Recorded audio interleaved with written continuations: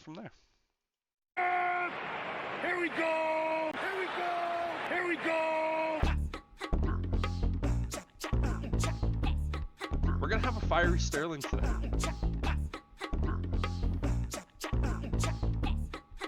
Well, no, you just have a big old air horn, and anytime a Packers fan tries to talk, you just hit the button and drown them out. Like, no, I can't hear you. Go Bears. It's basically the la la la la la la la. Yeah, exactly. Right? You don't even have to live there. You can do it from here. Just remote control everything.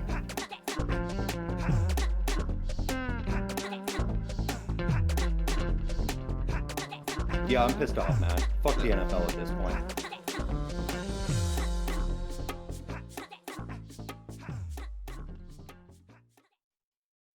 How's it going, everybody? Welcome to the OneIQ Football Talk podcast. Brendan and Sterling coming at you during Pro Bowl weekend. But first off, Sterling, my friend, how you doing?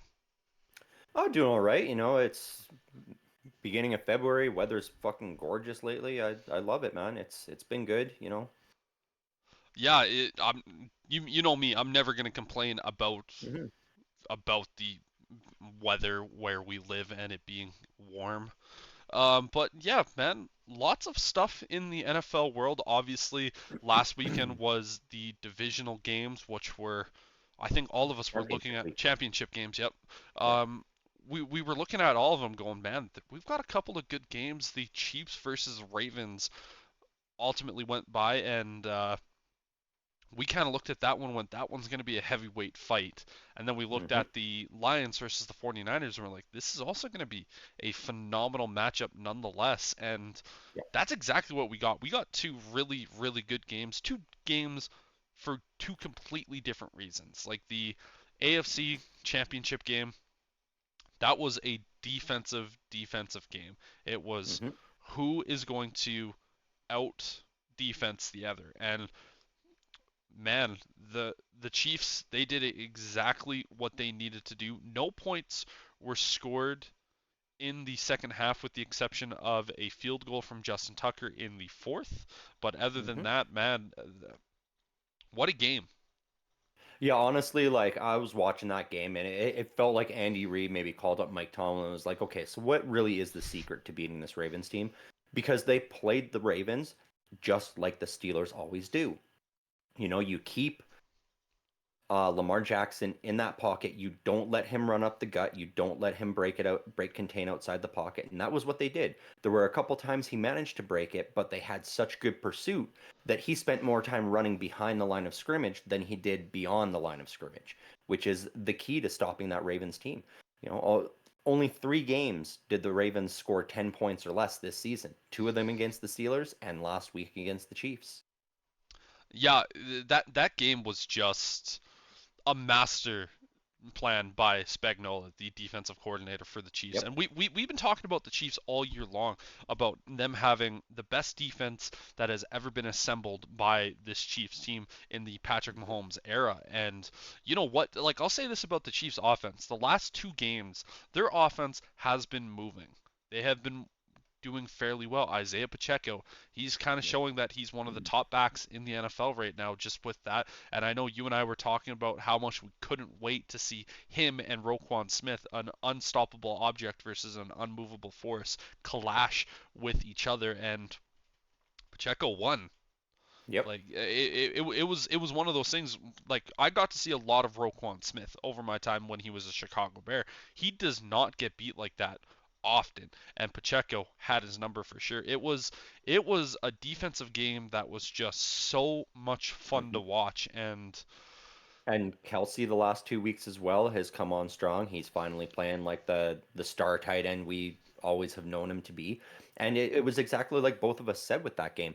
The Chiefs played mistake-free football. You know, they didn't force it anywhere. They didn't make errors. And they were able to force Lamar Jackson into those mistakes. And not just Lamar Jackson. Zay Flowers made some mistakes. In my opinion, that 3 moment sequence is what really sealed it for the Ravens. You know, Zay Flowers taking that taunting penalty and then following it up by fumbling it at the goal line. And then he goes over to the sideline angry and smashes his hand into a table and cuts his hand open. And it's like those 3 things basically for me was the end of the Ravens because it showed the frustrations that that whole team was starting to feel trying to compete with that Chiefs. Yeah, and this was a game of where you had a team in the Kansas City Chiefs of where they have been there, they had fought through the adversity, they knew to stay level-headed and calm, while for instance the Ravens, they were this team that was basically unstoppable, and they were Hmm. supposed to just walk through every team. They did with the Texans. There was a little bit of a hiccup there in the first half, and then it was like, oh hey, we're the Baltimore Ravens. Here we go. And then they just walked through, and then this game, they knew it was going to be a tough one, but hey, they have gone up against tough teams before. Like, for instance, we looked at that San Francisco 49ers matchup. We thought that was going to Hmm. be a very similar game, and they were just like, nope, we got this. It's cool, whatever. But the Chiefs, man, that just shows the experience of like, hey, we've done this, we've been here, it's Yeah. whatever. And they went out there and they did it. They got the job done. But with the for me, the two things out of the three, I look at Zay Flowers and I'm like, dude, you need to like the cutting the hand on the sideline because you're pissed off. That's just one of those things where you are completely taking yourself out of the game and just a stupid mistake. The fumble, that's a tough one because whenever you watch that play, it's like there's nothing Zay Flowers really could have done. Um, No, no, I not I his fault. I I hate the taunting call. Like for him standing over the guy and spinning the football, I'm like, man, this is the AFC Championship game. Like he's not going down there and like this. I guess this is just the old sportsman in me that like competing at high level sports, and it's one Mhm. of those things where I'm like, in the world that I came from in boxing, it was trash talk, trash talk, trash talk, and when you're in the middle of it, you are literally Mhm. trying to kill your opponent, and you know things can be done, things, and it's these are the highest level athletes. They're gonna say shit if he stands over a guy, but then you look at back at that other couple plays, like Sneed immediately got Zay Flowers back 2 plays later by Yep. forcing the fumble. It's like there's the ebb and flow of the game for like standing over him and basically being like, I got you. I'm like, do we really need a taunting penalty? I get where you're coming from, but it's not like this is a new rule in the NFL. This has No. been around for several years now, and you can see the experience where guys know where and when to taunt or celebrate, and the guys that don't. Because I talked to several Ravens fans that were all, oh, the refs handed the Chiefs the game again because of that taunting call. They weren't calling it on Kelsey, but you look at Travis Kelsey. He was not taunting over anybody. He was not taunting in anybody's face. He was celebrating to the crowd and to the general Yeah. public. There That's is the without difference. a doubt a difference And in there. and that is the problem. Zay Flowers, if he had got up and turned away from Sneed and flexed and spun that ball not at his head, that wouldn't have been a taunting call. But because he turned right over top of him, looked down at him, and flexed and spun that ball right at his helmet, that's why it got called as taunting. I Turn know the other why it's called direction. a taunting penalty, but I I think it's such a stupid call. It is, but at least it was consistent. Yep. That they would have called that same penalty in the regular season. Yep. And as I said, he turns the opposite direction or he turns toward the bench instead. That's not a taunting call. But you taunt the player that you committed the play on, and that is when you're going to get flagged for it. Totally. And for And for me, that's it's that's just inexperience. That's Zay Flowers. He's a rookie. He doesn't understand some of this stuff yet. You get away with a little bit more of that in college ball right now, and so that is a mistake he's going to have to learn from going forward if he wants to grow into a star player in this league. Like totally. a Travis Kelsey, who several plays, big plays, gets up, flexes, taunts, but he's not doing it directed at any player. It's not malicious in any way, Totally. and And that is what the NFL looks at. yep, I totally agree. And the call itself, I look at that, I'm like, yeah, that's a taunting call by the definition of the book. It's consistent. Mhm. I just don't like the penalty. I think it's fucking stupid. These are grown ass men playing the most competitive game in the most competitive league in the world, and no one's hurt on that play. No, Maybe a little bit hurts in the feelsies, but like, I mean, in the same vein, they're grown ass men. They should be able to control their emotions in which manner they are taunting and celebrating these plays. Because what the NFL looks at is they're like, you are an influence to the younger generations. They're trying to get the younger fans involved, and you don't want 10 and 12-year-olds seeing that type of behavior going out into the schoolyard and doing that same thing. true. You don't want the younger generation. That's what the NFL is trying to promote. So Yep. I understand the call, and I understand why the ones against Kelsey were not made. Yeah, no, for me, and just going to a counterpoint of that, neither of us have children. Mhm, But for me, I look at that and I go, if I had a 12-year-old and watching that, I would go, listen, he's being a little bit of a jackass. Don't be like that. That to me, that's more of like the parents' responsibility of like trying to look at their kid and go, you can see that. mhm. If I see that in a game, like I'm gonna talk to you about that and be like, don't be a jackass. Yeah, but I mean, we do know some parents, and I'd say probably a good 75% of them, they would rather just turn off offensive content so that they don't have to have the tough discussions with their kids. And Yep, so the NFL looked at that and go, well, we don't want them not letting their kids watch the league because we're letting the guys do this. true. And that's what it comes back to. They know that parents aren't going to have those tough conversations with their kids because they just want to put them in front of the TV and let it babysit them. This is true, but again, that Chiefs Yeah, game was so good. it was a masterclass game. Like for you and I both have a large love and respect for defensive football because of the organizations that we are particularly rooted in. Steelers with the Iron Curtain, and Hmm. the Bears with the monsters of the Midway. It's just always Yep. been that kind of mentality for these teams, and it's so we always have a very high level of respect for defensive football, especially in an offensive league. Hmm. Speaking of offense, however, that's exactly what we got in that Detroit Lions game, and man, just the way this game went. The Lions going into halftime were sitting at a 24 to 7 lead. And at that point I was like 49ers are done, man. Like there's no like Hmm. I was almost debating not even watching the second half of that game just cuz it was like the 49ers can't do anything. They're constantly getting stopped. It's like, "Oh yeah, congratulations. You got the 7 points. Do you want a cookie?" Like that's kind of how I felt, and then I'm really happy that I did because Hmm. man, the Lions they had a master class on how not to win.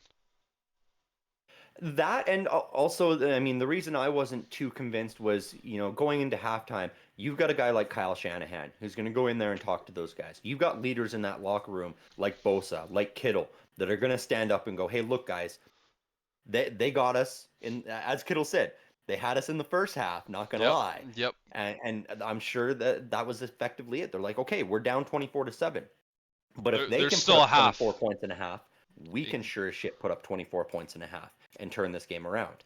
And it Exactly. was very quick work at the beginning of that second half, and just boom, boom, like that, it's tied up at 24. And it's like, oh my God, this is a game again. Yep. And you know what? That third quarter, and Hmm. like you and I might have different opinions on the level of Brock Purdy. I heard something this week that I think is really good way to evaluate this, and I think I might have mentioned it to you. It's really impossible to judge Brock Purdy here at the moment because everyone goes, "Oh, he's on a super team. He's on a super team. Like he's not this because of that." It's like, well, what he's doing right now is he's still playing well. Like the Hmm. first half of that game he was terrible, but the third and fourth quarter he was money. He was money. I And wouldn't even say he was terrible. He wasn't turning the ball over constantly or anything. It was just the team couldn't get the offense moving. Like and I would say it wasn't even purely on Brock Purdy. It was the rest of the supporting cast as well. Nobody could seem to get those first downs and consistently move the ball. yeah, and but like the kind of more the point that I'm going over is that it's going to be really hard for us to ever really know what Brock Purdy is until he's on a team, or the team that he's currently on doesn't Mm-hmm. have the all pros. It's just going to be this constant Yep. mystery that we're always going to be surrounded by. And it's going to be really odd to kind of ultimately look at and kind of deal with. But man, like that was the type of game where you kind of look at him, you go, damn, like he went out there and he got the job done when it was Mm-hmm. tough. But I think the And bigger story for this particular game was the fact that Dan Campbell pulled the Dan Campbell. yep. Yeah, very unfortunate. I mean, it really some poor clock management, some poor decision making on fourth downs, and ultimately it did. It cost the Lions a shot at the Super Bowl. And in as good as he's been this year, I really feel like it may just cost him that Coach of the Year honor as well.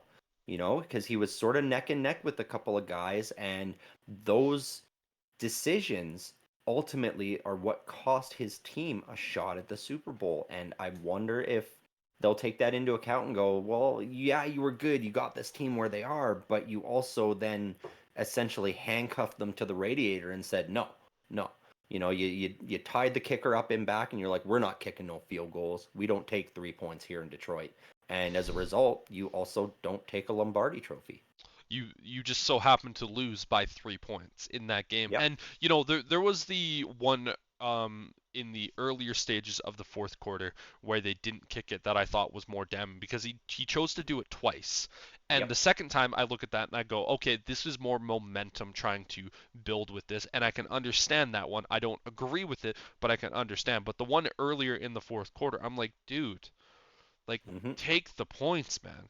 Like, you Yep. and I play Madden all the time, and you will always hear me say, it's like, I know I have the momentum, and I want to try to continue to build momentum, and it's a 55-yard field goal. I'm taking the goddamn points. Yep. Like I'm doing that. Like and you and I joked about this. It's the fact that there are guys who play Madden on a regular basis that seem to have better understanding of situational awareness than some coaches in the NFL do. Granted, we're having a lot more time on task in terms of Yeah. game time situations, and I know using Madden as a situation, but Kevin Stefanski was also asked, he's like, you have pretty good situational awareness in games. What do you kind of attribute that to? He goes, played a lot of Madden growing up, so that definitely helped. Like he Yeah. said it jokingly, but it definitely has a ring of truth there.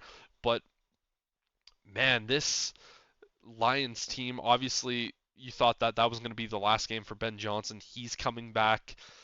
When Mm-hmm. it comes to Dan Campbell, I think this year he needs to take a serious look at all these risky type plays because granted his team was 12 and 5, they were great all year long.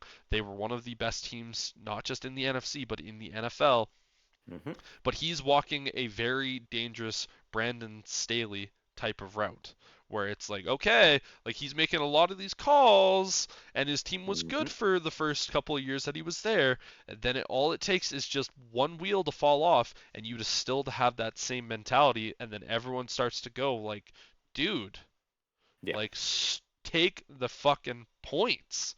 Like, Yeah, it really feels like they need to do like a bit of an intervention. The GM, Jared Goff, the kicker, Ben Johnson, all of them sit him down and go, look, like show him the clips, show him the footage and be like, look, we could have won this game, and the NFC Championship game if you just take the points instead of getting this in your head of, oh yeah, we're a tough team, we're gonna get 7 points or no points. And it's like, well, that also cost us a championship potentially, yep, and he hopefully he can take that and learn from his mistakes and grow as a coach and go into next year and go, you know what? Maybe we take the 3 points instead, and then we rely on our defense to do something because, hopefully their defense is better next year. And you go back down with such an explosive offense and you score more points. yeah, Like that, it was just so disappointing because they had such a big lead and there was no reason for them to give that up, especially with, we talked about the 49ers offense not getting it done, but that 49ers defense was having a hard time stopping. Yeah. Chase Young did not look good in that game. They He brought him hasn't looked in. great ever since coming to the 49ers. I mean, he did for the first few weeks. He looked like he was rejuvenated, and then he sort of just fell into the shadows and hasn't done much since. Yeah. After that trade deadline We, we, move. we can we can talk about that a little And bit we more will, down yeah, the road. yeah. Yeah. But that's all I'm saying is like they had them on the ropes on both sides of the ball, and ultimately it was Dan Campbell's decision making to not utilize his special teams that cost them that game. And granted, I will say Josh Reynolds, he did drop the ball. So like I'm not going to put all the blame on Dan Campbell. It's like, for instance, not converting. Like, you're the top Mhm. team at converting third downs and fourth downs, this blah blah blah blah blah, and the team just didn't do it in these certain situations. So like I look at Dan Campbell and he goes, "Well, we're a team that's always been able to do this. So of course we're going to do this." But it's more like so like I put it kind of like 60-40 on Dan Campbell's shoulders, and then to the Lions players for not executing their role. It's still the majority of Dan Campbell, but like again, if for instance Josh Reynolds doesn't drop that ball, well, guess what? They don't have to.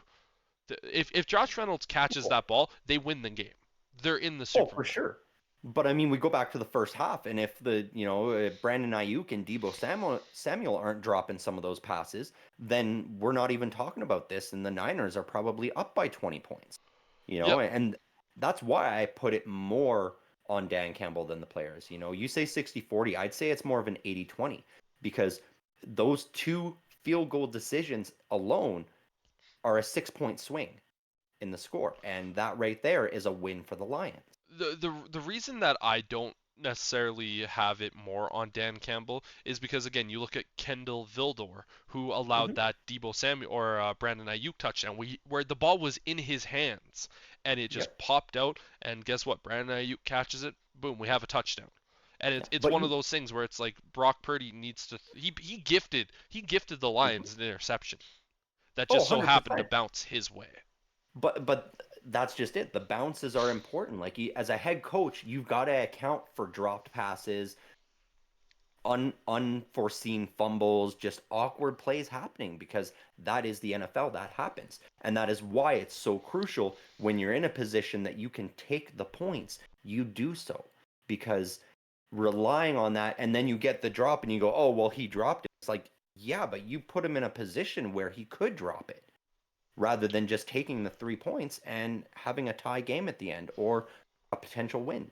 Totally, You know, totally. yeah, It again, like that's why for me, I feel like it's 60% on Dan Campbell to the 40% that's the fair. players. It's just because Dan Campbell is looking at his team that has always been this, and that, and done Hmm. this at this time, and it's one of those things where it's like, oh, if this didn't happen, and he needs to account for those situations. That's why I have Yes. it more on the Dan Campbell side than I do the players.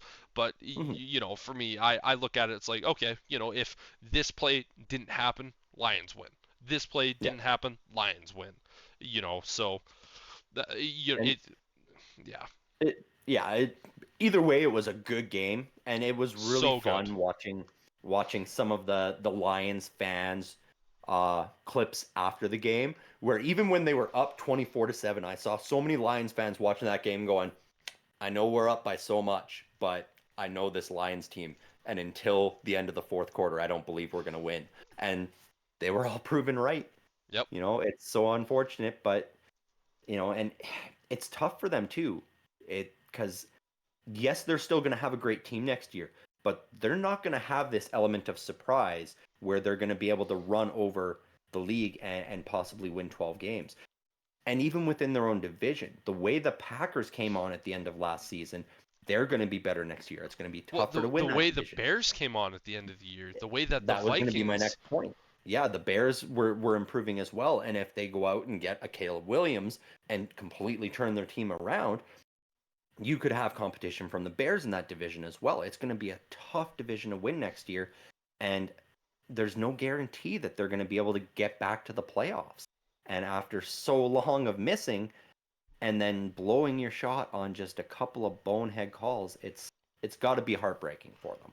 Oh, it is unbelievably heartbreaking for sure. And Dan Campbell said it in his post-game press conference. He went out there and said, you know what, it's really hard to get to this point, and we Yep. may never get back to this point. And it's so true. It's how often do we see teams finally, maybe just have that one blip a year, and then they kind of go back to that middle team in the league to just constantly kind of being in that rebuild. And it's Mhm. only a few teams that have seemingly got it right who can actually stay constantly with success. And with the Lions, as someone who's a Bears fan, I don't want to see them have success, but after what that organization has gone through and this and that, it's like, man, I hope they can get it figured out, because as a Bears fan, that gives me hope, because it's like if we Mhm. can figure our shit out, then we can potentially see. It's like just because you're in the dumpster doesn't mean you Yeah. can't crawl your way out and stay out.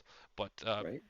And it's also another team that can, help the Bears put the Packers in their place and maybe knock them from the heights of being this division juggernaut like they've been for the last 2 decades. yeah, that's yeah, pain. Yeah, but the Super Bowl nonetheless, I think a lot of the fans are looking at this going, this is not the Super Bowl that we wanted, but this is the Super Bowl that we have. And I think that's a lot of kind of like the part-time fans that are kind of like, oh, this is my team, I'm gonna watch on Sunday. But like I look at it and go, man, this is gonna be a really really good game. And I heard this week someone say the best way to try to predict this game is your first gut reaction when you saw both of these teams were going to be in the Super Bowl. And I still remember what my first gut reaction was when I saw both teams in the Super Bowl. And that was Kansas City is playing some of the best ball of their year, and the 49ers are struggling like the Eagles were. They were getting wins, but they were kind Hmm. of just struggling along. And to me, I think this is going to be a win for the Kansas City Chiefs. Granted, I know we're going to talk more about the Super Bowl next week, but that Yep. that that was kind of my instant gut reaction was like, okay, the Chiefs are playing their best football and the 49ers are not. Yeah. No, that is fair. And I mean, I don't know if it's so much the part-time fans, but I had so many people this week that were like, "Oh, I don't even want to watch the Super Bowl. These two teams shouldn't be there." And I had to stop them and I was like, "Really? Like if you really truly think about it and you look at the way these teams have performed, we legitimately have the two best teams from like the best team from each conference are playing in the Super Bowl. What more could you ask for? Yes, we're tired of seeing the Chiefs there. Yes, the 49ers have been great for a while, but that's kind of the point. I would rather see the two best teams fighting for the championship than some 9-8 wild card team that managed to pull off a couple of fluke wins being there and getting blown out. And I had to just have that argument with several people this week where it's like, man, you're just being butthurt because your team's not there or because you're all upset over the Taylor Swift thing, which I saw a funny report that she's been on screen for an average of less than a minute per game, Yeah, which these guys are freaking out. And I think it's just because they're seeing a woman on screen and they know they can't get one. And it's sad, really, you know? it's one of those things where I think early on in the process of where it was like, Yeah. oh, they're showing her every other play. It's like, okay, guys, this is getting excessive. But yeah, when that number came Yeah. out, it was like when I was watching the that AFC game, it was like, yeah, Hmm. they showed her. It was like, cool, whatever.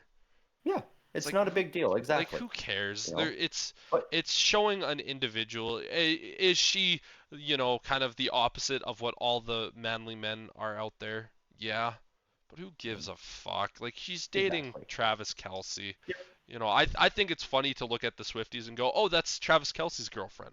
But at that Yeah, point, that's just poking fun.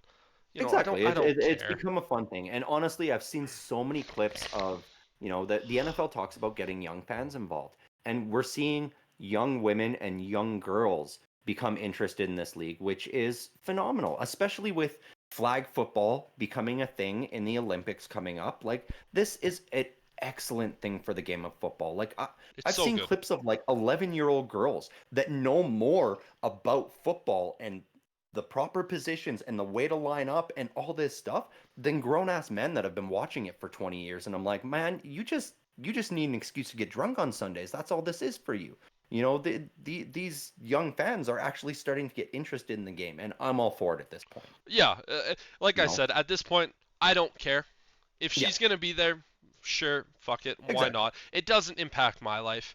Like if it was a situation of where like she's gonna be at the game and like half the screen time was on her, I'd be like, all right, Hmm. excessive. It's less than a But minute. Who exactly. cares? Exactly. It's less time than we've seen lots of other celebrities get. But going back to that gut reaction that you were talking about, for me, it wasn't quite as open and closed as the Chiefs are going to win it. It was more with that caveat of, the 49ers won their 2 games to get to the championship here by only playing really well in the second half. And I'm like, they did play really fucking good in the second half of both those games. And I know a 49ers fan, and I said to him, I was like, man, if you go out there and that 49ers team plays the same way against the Chiefs, it lights out, Chiefs win. That team needs to go out and play 4 quarters of football in the Super Bowl to stand a chance against this Chiefs team. And Yeah. that's just it. Is if they let the Chiefs run over them in the first half and think they're going to be able to mount a comeback against the Kansas City Chiefs the way they did against the Lions, the way they squeaked out a win against the Packers, it's not going to happen. And so that is the biggest key for the 49ers, which again, we will talk much more in depth next week about this game and get into the X's and O's of it. But that is probably the biggest key is the Niners have to play a full game of football in the Super Bowl if they want a shot to win. Yeah, and both teams have been there, but the Chiefs have been there a lot more, and they're Hmm. more used to this. Like, okay, this is the Super Yep. Bowl. This is Well, what we and need to do. This is the how last we time the win. Niners, yeah, the last time the Niners were there, it was the Chiefs who beat them. And So, that was the first Super Bowl win for Patrick yep, Mahomes as well. So exactly. it's going to be so much fun to watch. But yeah, again, a lot of the coaching stuff has kind of been finalized this week. There's, kind of Mm, developing stuff that's happening right now with one of the offensive coordinators that broke today because Cliff Kingsbury was announced, I think it was Tuesday, that he's going to yeah. be the Raiders offensive coordinator. And this morning, he had backed out due to contract negotiations, and my dumbass is sitting here scrolling through Twitter going, whatever you do, Commanders, don't hire him because I don't need this in my life right now. I don't need this little bit of extra stress and shit. But taking a look, again, kind of going through all of the final hires. So again, um, Atlanta Falcons hire Raheem Morris. Carolina Panthers, Dave Cannells. Chargers, Jim Harbaugh. Raiders keep Antonio Pierce. Patriots they elevate Gerard Mayo to their head coach spot. Brian Callahan, the Titans, Mike McDonald for the Seattle Seahawks, and then finally the Washington Commanders hire Dan Quinn. Hmm.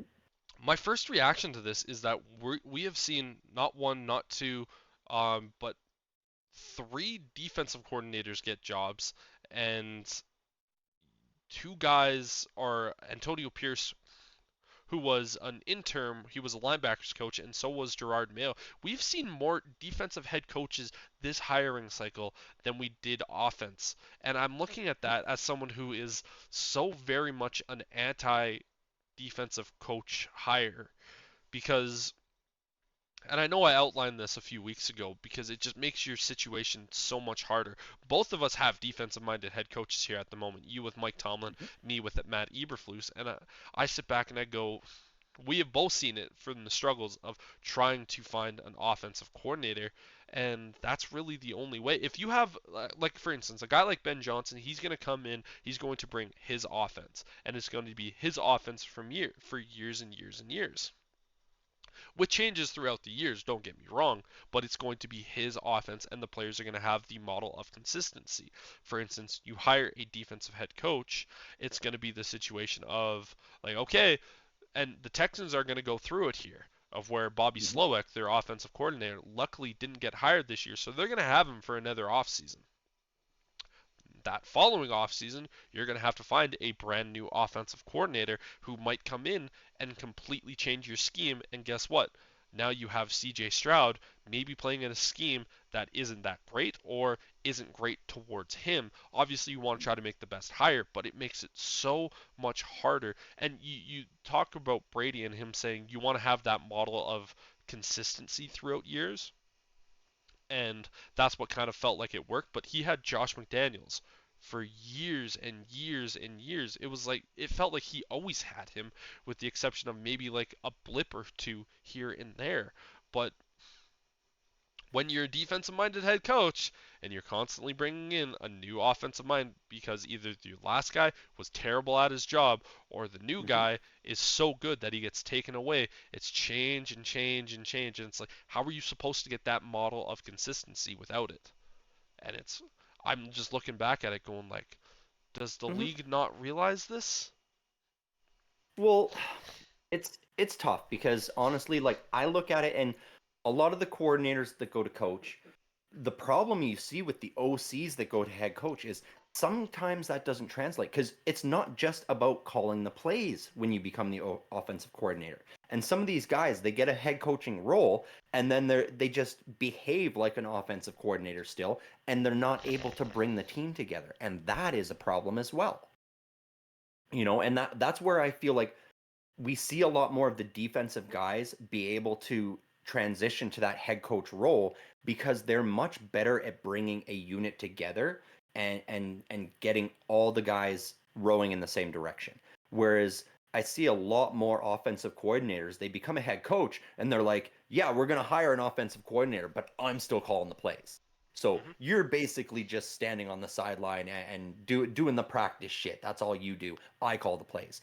And that creates a bit of animosity. Whereas a lot of defensive minded coaches, they will get that head coaching role and they'll still sign a D coordinator and go, yeah, this is still your defense. I am here to bring everything together. And I think that's sort of the mindset that's a problem.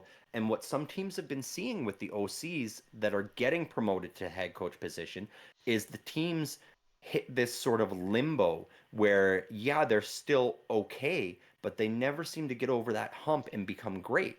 I look at Arthur Smith with the Falcons.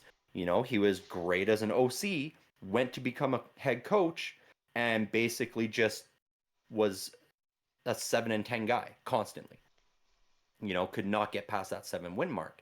And it just, I think we're going to start seeing a bit of a shift in the next year or two where we see more defensive minded guys getting the head coach role because general managers and owners know that these guys are going to be able to come in and just sort of oversee the team and get everybody on the same page. And they're still going to let the defensive coordinator call the plays. The offensive coordinator is going to be calling his plays. And the head coach only has to worry about clock management and player management and essentially running the team as opposed to running the plays. True. And there's nothing with that I disagree with.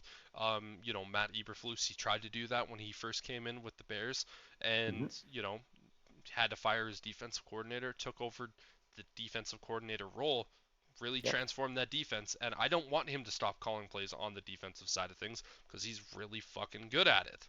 And but That yeah, that's no, a I agree though. It's one of those things where it's like you want your head coach to be mhm. the guy that's just this, basically this just manager of people, and Yeah, that's what Mike Tomlin is. He's really good at that.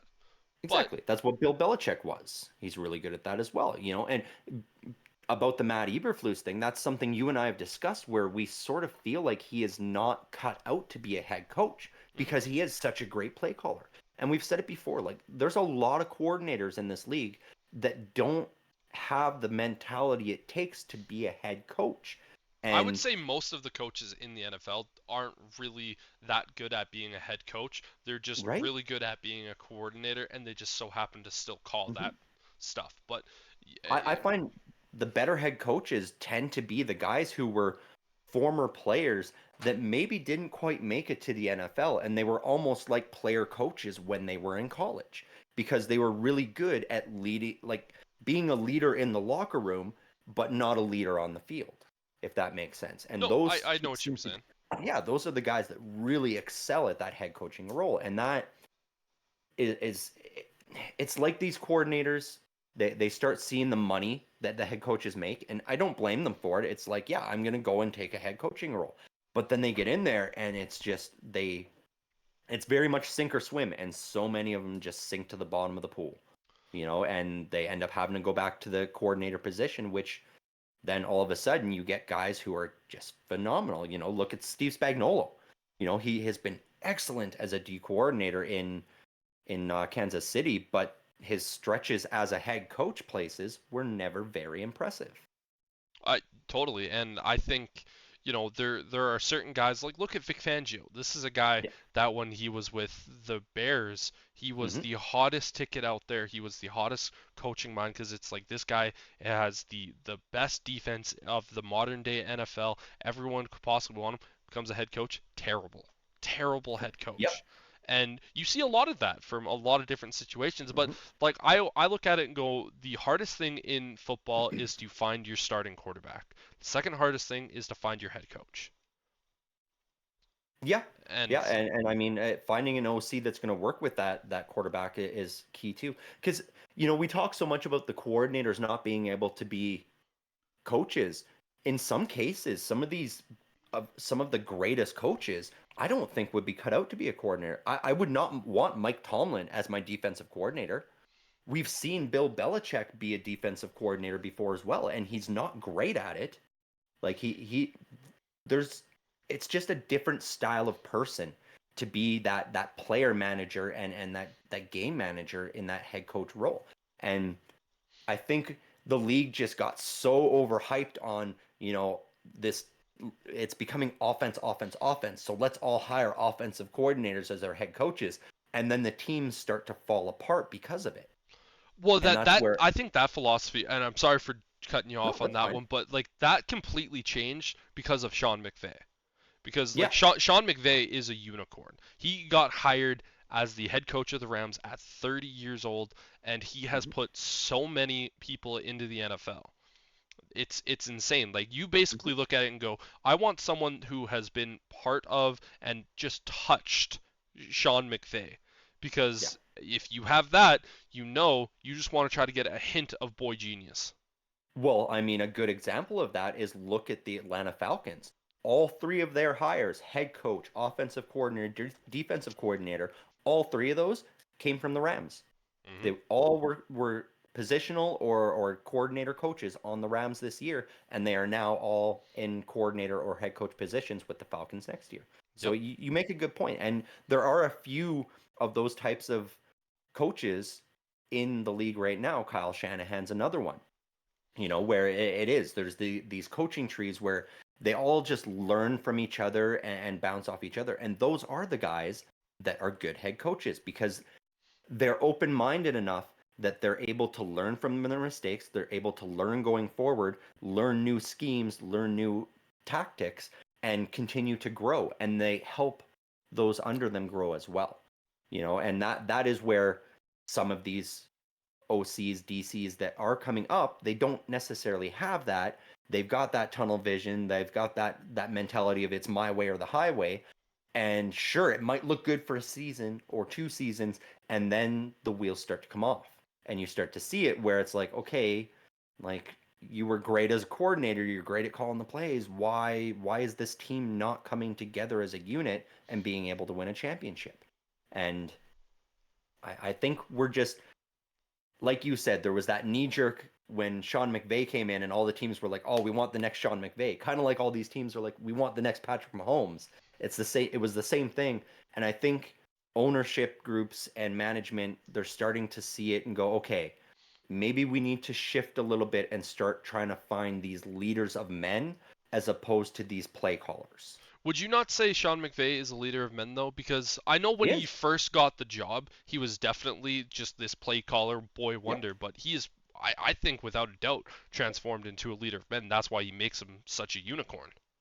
100% because he was able to learn and grow. Remember back when it was Jared Goff on the Rams and they went to the Super Bowl and they just got stomped by the Patriots. And at that point, I was like, man, this Sean McVay guy is not a good head coach. And at that time, he was not because he was so one dimensional. He had a game plan in mind, and that was all he was willing to do. But he stepped back after that season and was like, okay, I need to change because I was the problem. Yeah.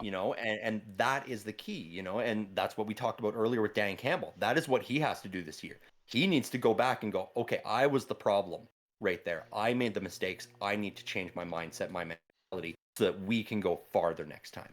And Sean McVay was able to do that. Not every guy can do that. Not every coach is able to do that. And that's not a fault. It takes a very special human being to be able to go and self-evaluate and realize the mistakes you've made and learn and grow from it. Oh, And it is one of the hardest things to do.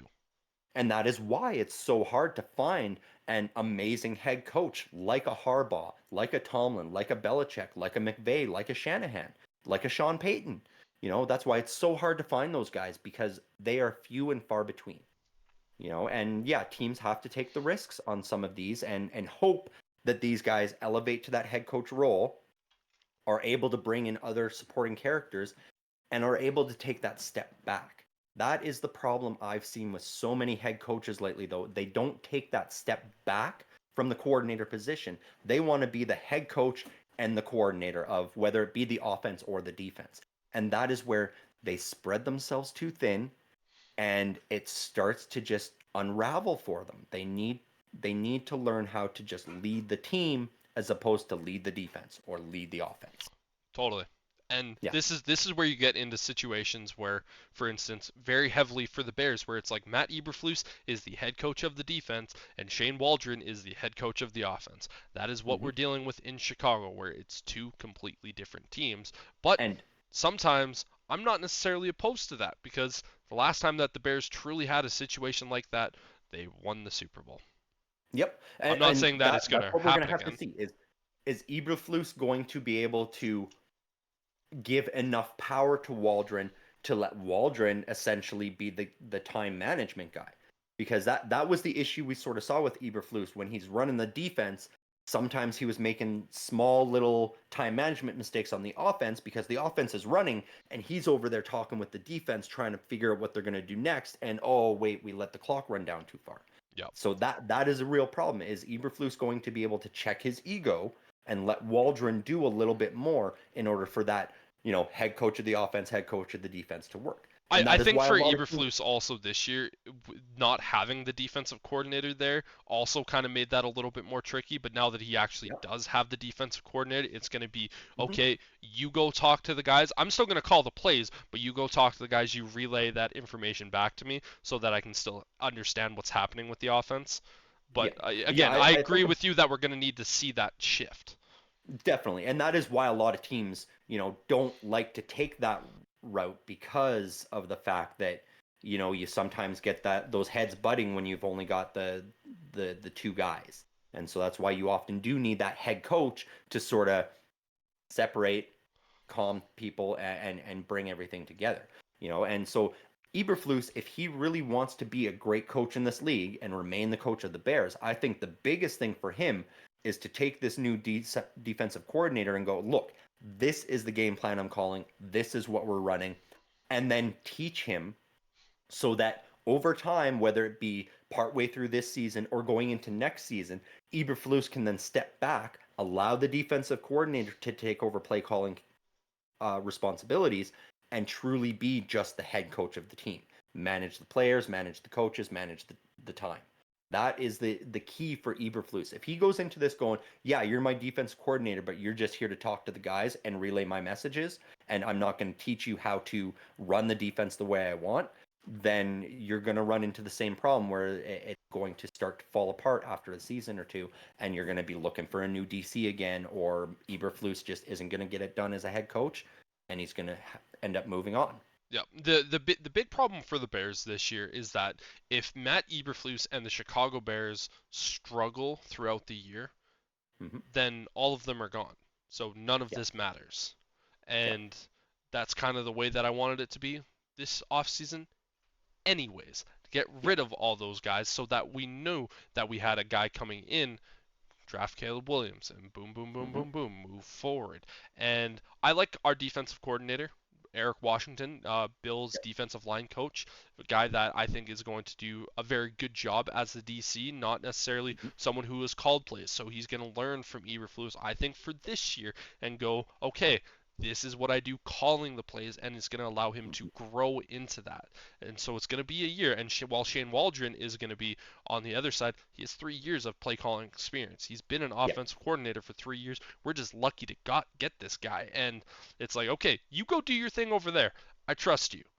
You Hmm. got control of that. I'm basically in a mentor role. This is what I hope from Matt Eberflus. I'm in a mentor role for Washington, teaching him this year while I'm still doing it, and then hopefully it's Hmm. going to be like, hey, I have complete trust in you to call the defensive side moving forward. Yep. That's the hope. Do I think it's going to And happen? I don't fucking know. right, but you're exactly right. That's the hope because that's what needs to happen. And you said it well, like teacher.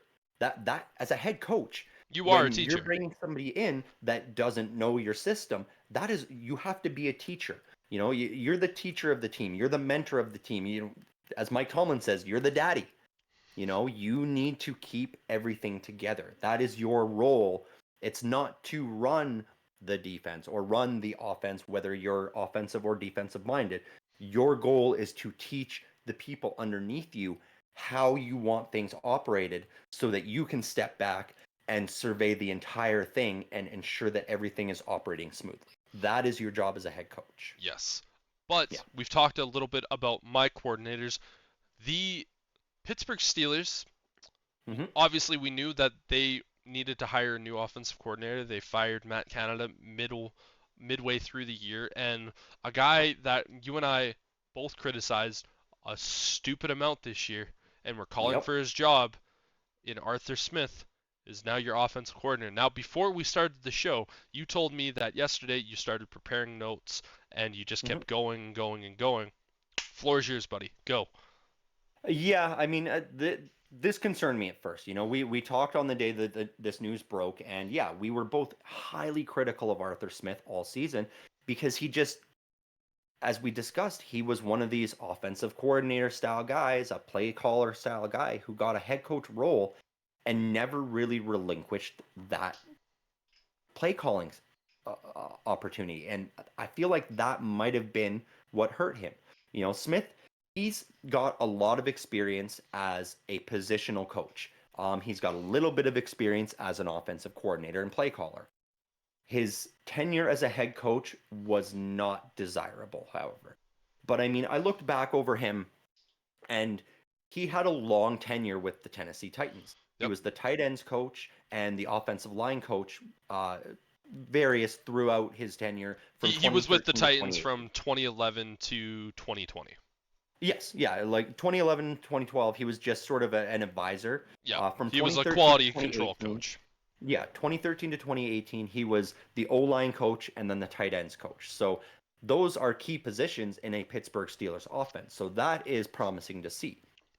That he was able to maintain underneath four separate head coaches. So there were several head coaching changes in Tennessee, from Mike Munchak to, all the way up to Mike Vrabel. I can't remember who a couple of the others were in there, but he maintained that position because he was doing well at his job. He then got promoted to that offensive coordinator position in 2019, I believe. Yep, And so 2019. 2020, yeah, 2019, 2020 were the years that he ran that offense. 19 was his first sort of experience calling plays. So it was growing pains for him there. And then in 2020, granted, I will put an asterisk here, that was COVID season.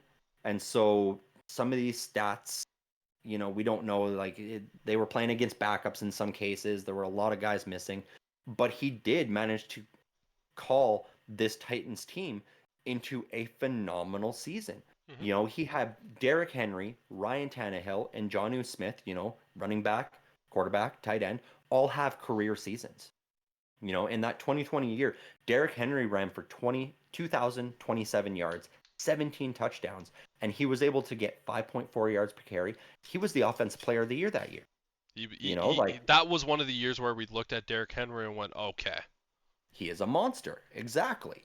And then Ryan Tannehill, a quarterback that we have year in and year out been very down on. He had a career year that year as well. He passed for 3,819 yards.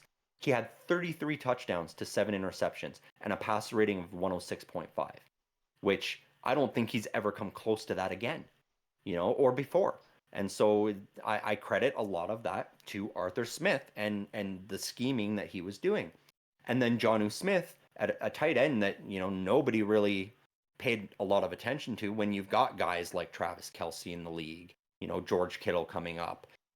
He had a career year as well, 448 yards, 8 touchdowns on 41 receptions. Doesn't sound like a lot, but that was his best statistical season until this past year, where Arthur Smith had brought him into the Falcons, and he had a slightly better year in terms of receptions and yards, a lot fewer touchdowns. But again, that was him being a head coach instead of an offensive coordinator. He had a lot of trouble letting go of that role, and I think that's what hurt him as a head coach. He was hired. So after that year with the Titans, when he, was dominant in COVID season, he got hired as the head coach of the Atlanta Falcons. And it was lackluster, to say the least.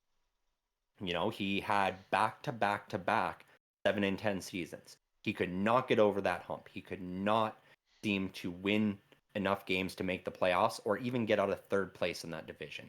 There were a handful of games, sure, where you saw flashes of that play calling ability, but as I said earlier, it was like he was just stretched too thin. He's trying to call the plays on offense, but he's trying to be the head coach and teach and be the mentor for this team, and it was too much, as it is for so many guys.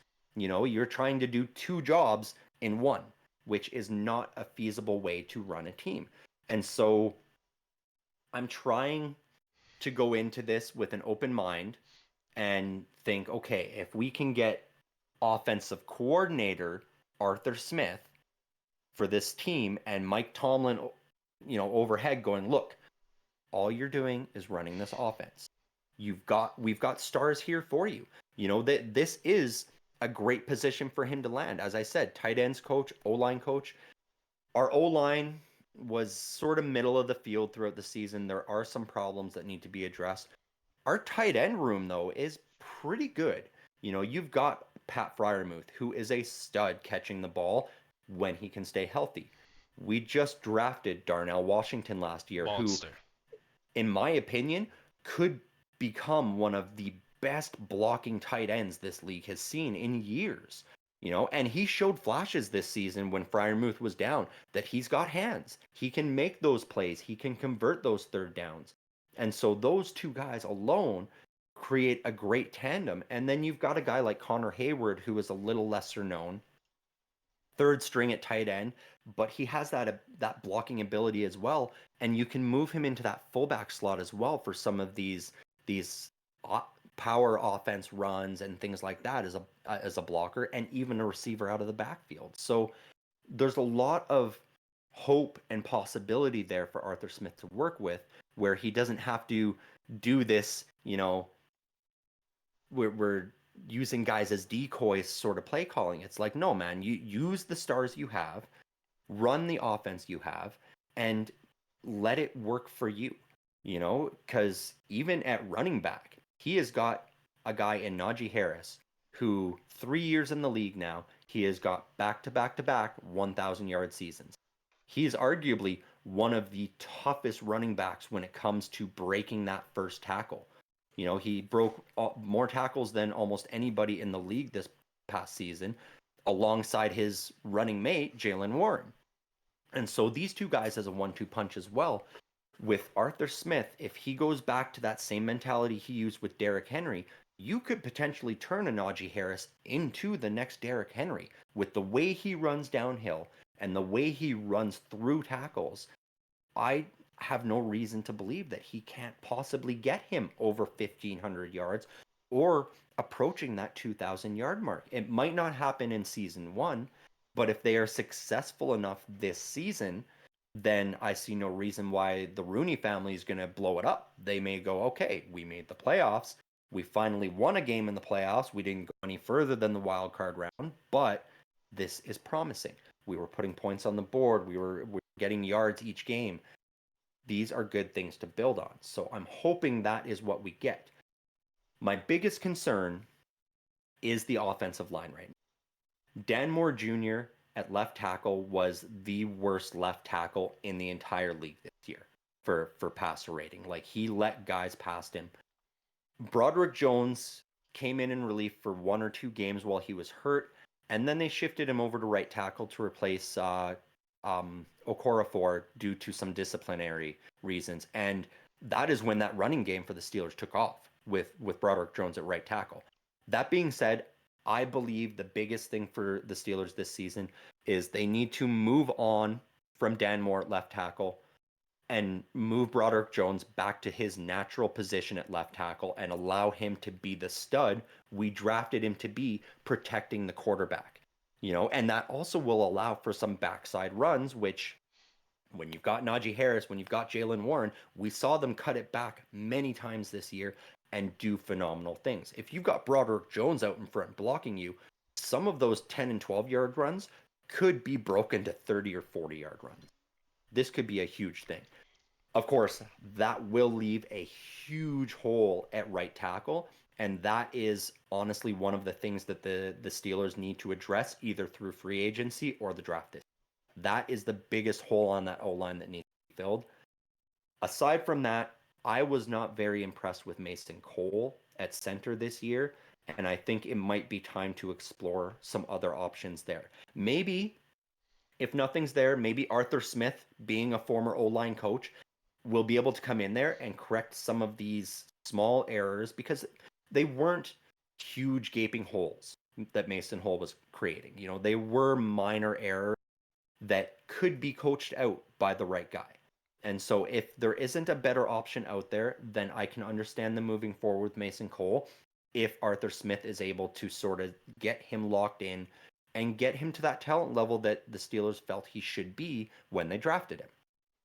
So that being said, like, if we're able to fill that right tackle spot and Arthur Smith can get back to just focusing on utilizing the talent he has and running an offense, this could be a steal of a hire, if nothing else, because I know Steeler fans are just horrified by this, and they're upset, and they're like, oh, this is no better than, keeping Matt Canada. We might as well have just hired Luke Getsy at this point, things like that. And I'm like, I get it.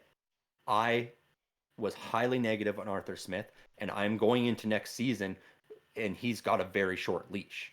Like, he needs to make sure he's getting back to that style of play calling where you're utilizing your stars. Like, you didn't see him with Derrick Henry going, yeah, we're going to use Derrick Henry as a decoy. And look how well it worked. If he had been able to do that with the Falcons, then that Falcons team could have been something special. We said it week in and week out. And I think it was simply the fact that he was stretched too thin, trying to be the offensive play caller while trying to be the head coach and the mentor. You can't do both. I've said it over and over, one or the other. And perhaps Arthur Smith is one of these guys that is more geared to being a coordinator or a positional coach, where you're teaching guys what to do, where you're calling the plays. You're not running the entire team. Maybe that's just too big for him. And so I'm going to go in hoping for some better play calling next year. Hopefully he opens it up. It's going to be interesting to see whether he's able to bring somebody in who can help teach him how to use the wide receivers a little bit more instead of just the tight ends, because we have a phenomenal wide receiver core when you look at Deontay Johnson, George Pickens, Calvin Austin. Like, you got to be able to utilize these guys as well to sort of cause that defense to back off of the line, which will open up even greater opportunities for guys like Najee Harris and Jaylen Warren. Yeah, and so for me, I kind of allowed you to go on that one, Yep. and I can't disagree with a lot of things that you're saying there. For me, the biggest thing with Arthur Smith is He built up 3 years of extraordinarily bad habits in Atlanta, Mhm. and those habits being looking at the guys that you drafted high up in the draft, in the Kyle Pitts, the Mhm. Drake Londons, the Bijan Robinsons, and not utilizing them. Yeah. And for me, the biggest reason why I looked at him, and I'm sure he's a fine play caller. He's a guy that can put together a offense Mhm. that is going to be in the top 20 with that. But the biggest thing with Arthur Smith is that he has never called an offense that has been in the top 20 for passing. So Mhm. that to me that's a worry. And you're looking at a guy in Kenny Pickett who is going to be in year number 3. This is going to be a pivotal year for the Steelers if they decide to not go elsewhere. But even if they do go elsewhere, whether they draft a rookie or they bring in a guy like a Kirk Cousins or a Baker Mayfield or whatever, or trade, for a Mhm. Justin Fields or a Russell Wilson, there's so many different options out there. You have to be able to look at this guy and go, you need to be able to either take the guy that we currently have or the guy that we're bringing in and get him up to a certain level. If they bring in a guy, for instance, a rookie, he's going to have a little bit more of a leash. He without a doubt is. If he brings in a veteran, it's still kind of be a situation where it's like, okay, Mhm. we're going to give you a little bit more of a leash than if, we had you with Kenny Pickett, but Kenny Pickett is likely going to be the focus this year. We've heard Mike Tomlin say that Kenny Pickett is the guy moving forward. Yep. And if he can't get Kenny Pickett into that next tier, it's going to be one of those situations of, why did we bring you in? There's guys out there, for Mhm. instance, like a Cliff Kingsbury, that could potentially do that. There are other options that are also out there. For instance, Mhm. in the college game, I know last time that you brought in a college coach, it Didn't work was, out. yeah, it Yep. was Matt Canada, but Mhm. yeah, I'm really worried for the Steelers and Arthur Smith, because I think those bad habits that he just built up over those years, it's going to be, Yep. no, trust me, trust me. Like, I know we have Najee Harris out there, but we're also going to have Jalen Warren. Najee Harris, Mhm. he's going to get the ball faked to him, and we're going to toss it to Jalen Warren, and he's going to do this, and that. And George Pickens, like, you hit it right on the head when you said he's going to need someone to come in and help out with those wide receivers and how to utilize them properly. The Mhm. Steelers have at least two guys in their wide receiver room, in Johnson and Pickens, who are quite good. I'm not going to say they're elite, but they're good. Yep. Um, they both have big personalities, and it could start to get a little bit fiery if they don't go. And the first thing that I said Mhm. is George Pickens is going to need to be very much convinced that this is the guy moving forward, because he likes to be utilized. And if he doesn't get utilized, he starts to get a little bit pissy. And Yep. when he gets utilized, he shows why he could potentially be a top 15 receiver in the league. Mhm. And the question that I have is, I go, well, he's already had a guy that he's already been a part of an offense where they had a great running back, a great wide Mhm. receiver, a great tight end, and I sit back and I go, you are going to have to convince me 10 times over that you are probably going to be able to utilize this. And I think it's the same thing with you. And Oh yeah. it's going to, there's going to be a lot of convincing that's going to be need to be made over Mhm. this year for both of us, and I think a lot of people, to arguably look at this as a good hire. And this might be one of those hires where the Rooney family just looks at the season. If it doesn't go well, it's just going to go, hey, Mike, we love you. Mhm. Oh, Thank you. 100%. If this season does not go well, then I fully expect to see that cleaning of house, because this is Mike Tomlin's final season, on his current contract. Mm, So if it's a poor season, I do think we see Pittsburgh move on to somebody like a Mike Vrabel, who did not get a job this year, and we see a complete change in culture in Pittsburgh.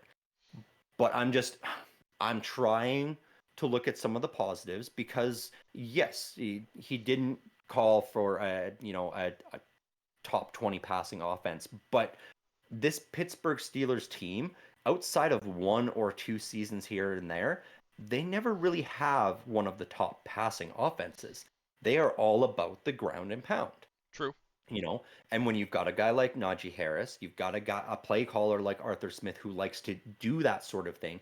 If you can get that going and you can have a top 3 rushing offense and then, the 21st overall passing offense, that still has credit to possibly win yourself a Super Bowl when you've got one of the top 3 defenses on the other side as well.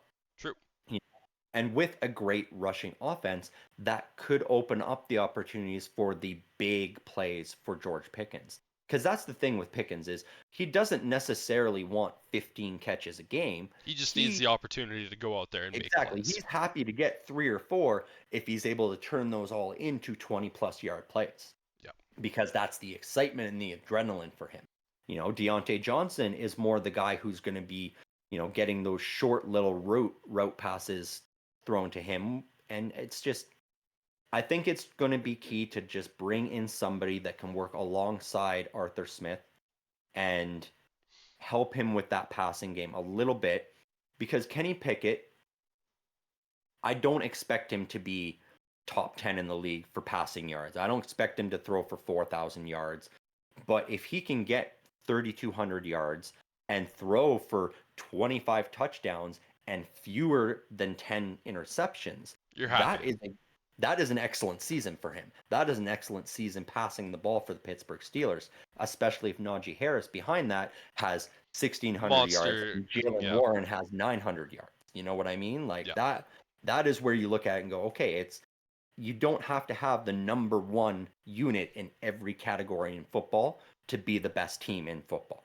Totally. A lot of it's going to be watching throughout the season. It's going to be very interesting to see. A big thing I think is going to be Mike Tomlin is going to have to reassert himself as that daddy figure, as that mentor. He's going to have to go to Arthur Smith and go, look, you're not the head coach now. Well, no, you're not the head coach now. You don't have to be doing all these fancy, unique things to try and impress the league, to try and impress your ownership.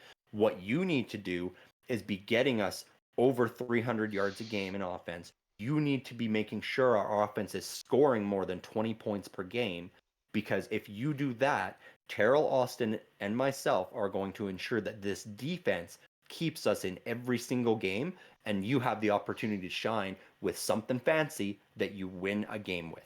Time in and time out, week in and week out. And if you can do that alongside the rest of us, then we have a real shot at winning this division, at winning this conference, and possibly getting back and winning another Lombardi. Without a doubt. It's going to be a ton of interesting stuff to see throughout the future. But going back to a situation where we talked, or not necessarily a situation, we're going to go and try to have a little bit of fun. And bringing up a little bit of, I'm calling it categories, but it's not really categories. It's more in the vein of this or that. And for this particular session, I feel like it's one of those things that we should probably swap back and forth on each particular week, where we do one thing. Kyle Shanahan, obviously the head coach of the San Francisco 49ers. His father, Mike Shanahan, prolific head coach throughout NFL. They are now tied for the playoff wins in the NFL. And Kyle Shanahan, if he's able to win this game, will surpass his father while also winning a Super Bowl. I have 5 coaches that I'm going to ask you, do you think they have more playoff wins than Kyle Shanahan, or fewer playoff wins than Kyle Shanahan, or do they have the same? And that's wins as a head coach, correct? As a head coach in the playoffs. So, like I said, Kyle Shanahan and Mike Shanahan both have 8.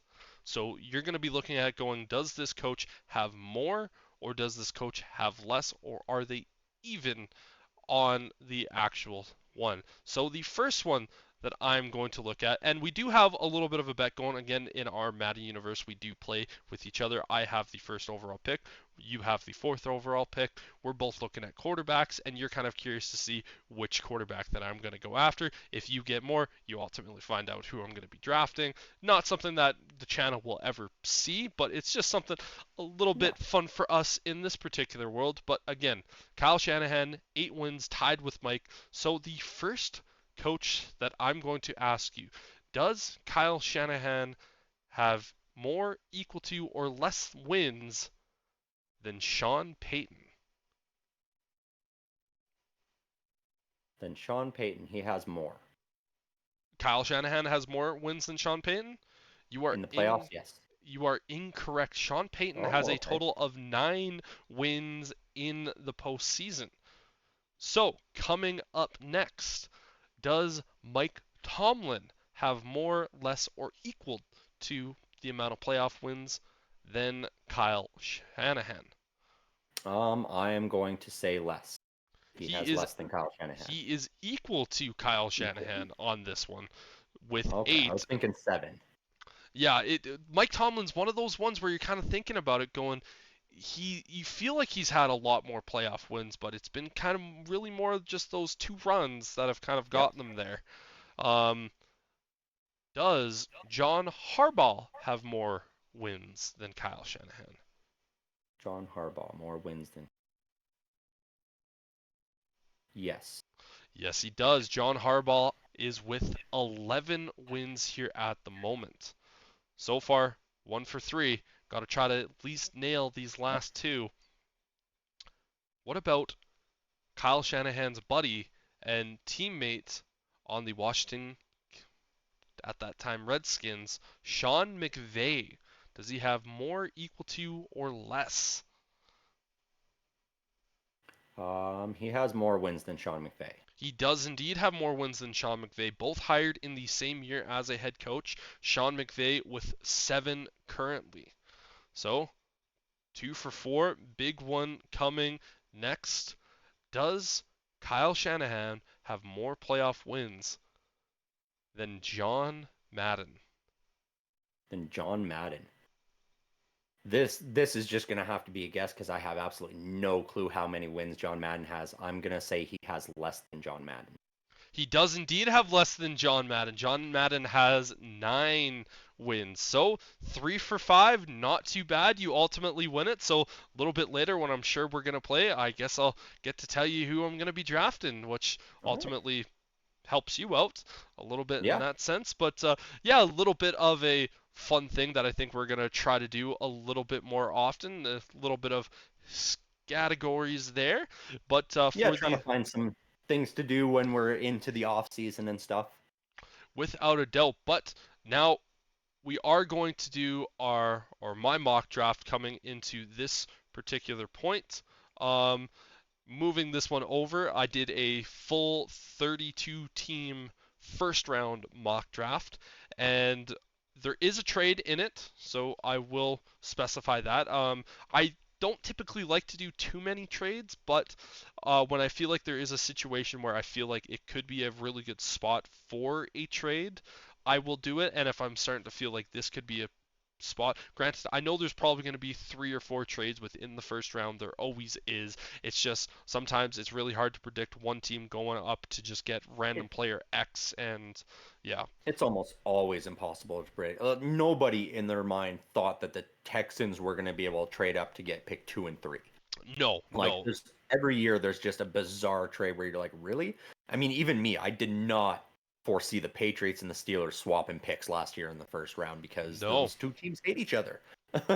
Yeah, and it's going to be very interesting to say the least. But getting into this one, the Chicago Bears are staying at pick number 1, and I have them selecting quarterback Caleb Williams out of USC. To me, this is an absolute no-brainer. You need to change your franchise. Yeah. Justin Fields, I love him.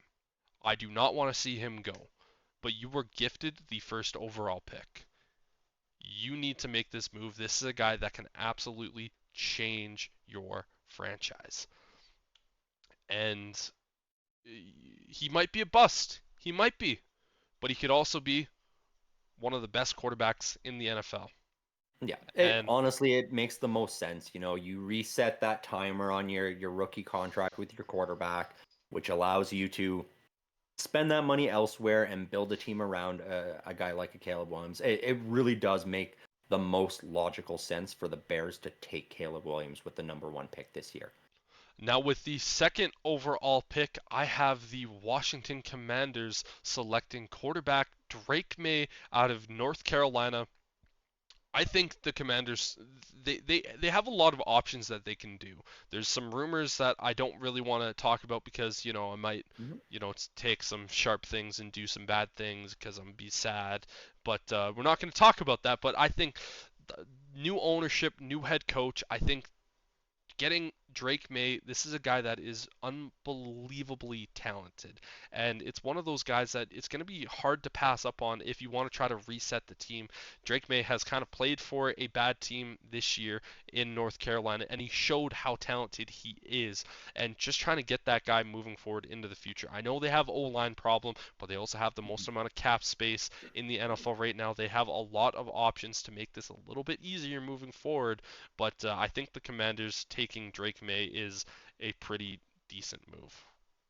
Yeah, that's fair.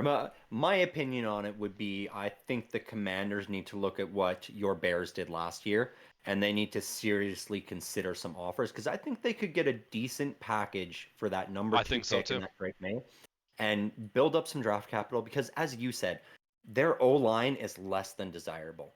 I think Sam Howell, while he's not an excellent quarterback, he was a serviceable quarterback, and I think if you're able to keep him from getting sacked over 70 times throughout the season, he may turn into something. I think a lot of the mistakes we saw him make were out of fear of I'm going to get hit again and I'm sore, Yes. And so I think the smarter thing for the Commanders would be to trade down, try to stay within the top 10 so you Mhm. can still get one of the big O linemen like a Joe Alt or somebody like that and start building your team in that manner. Yeah. But Drake May, excellent quarterback.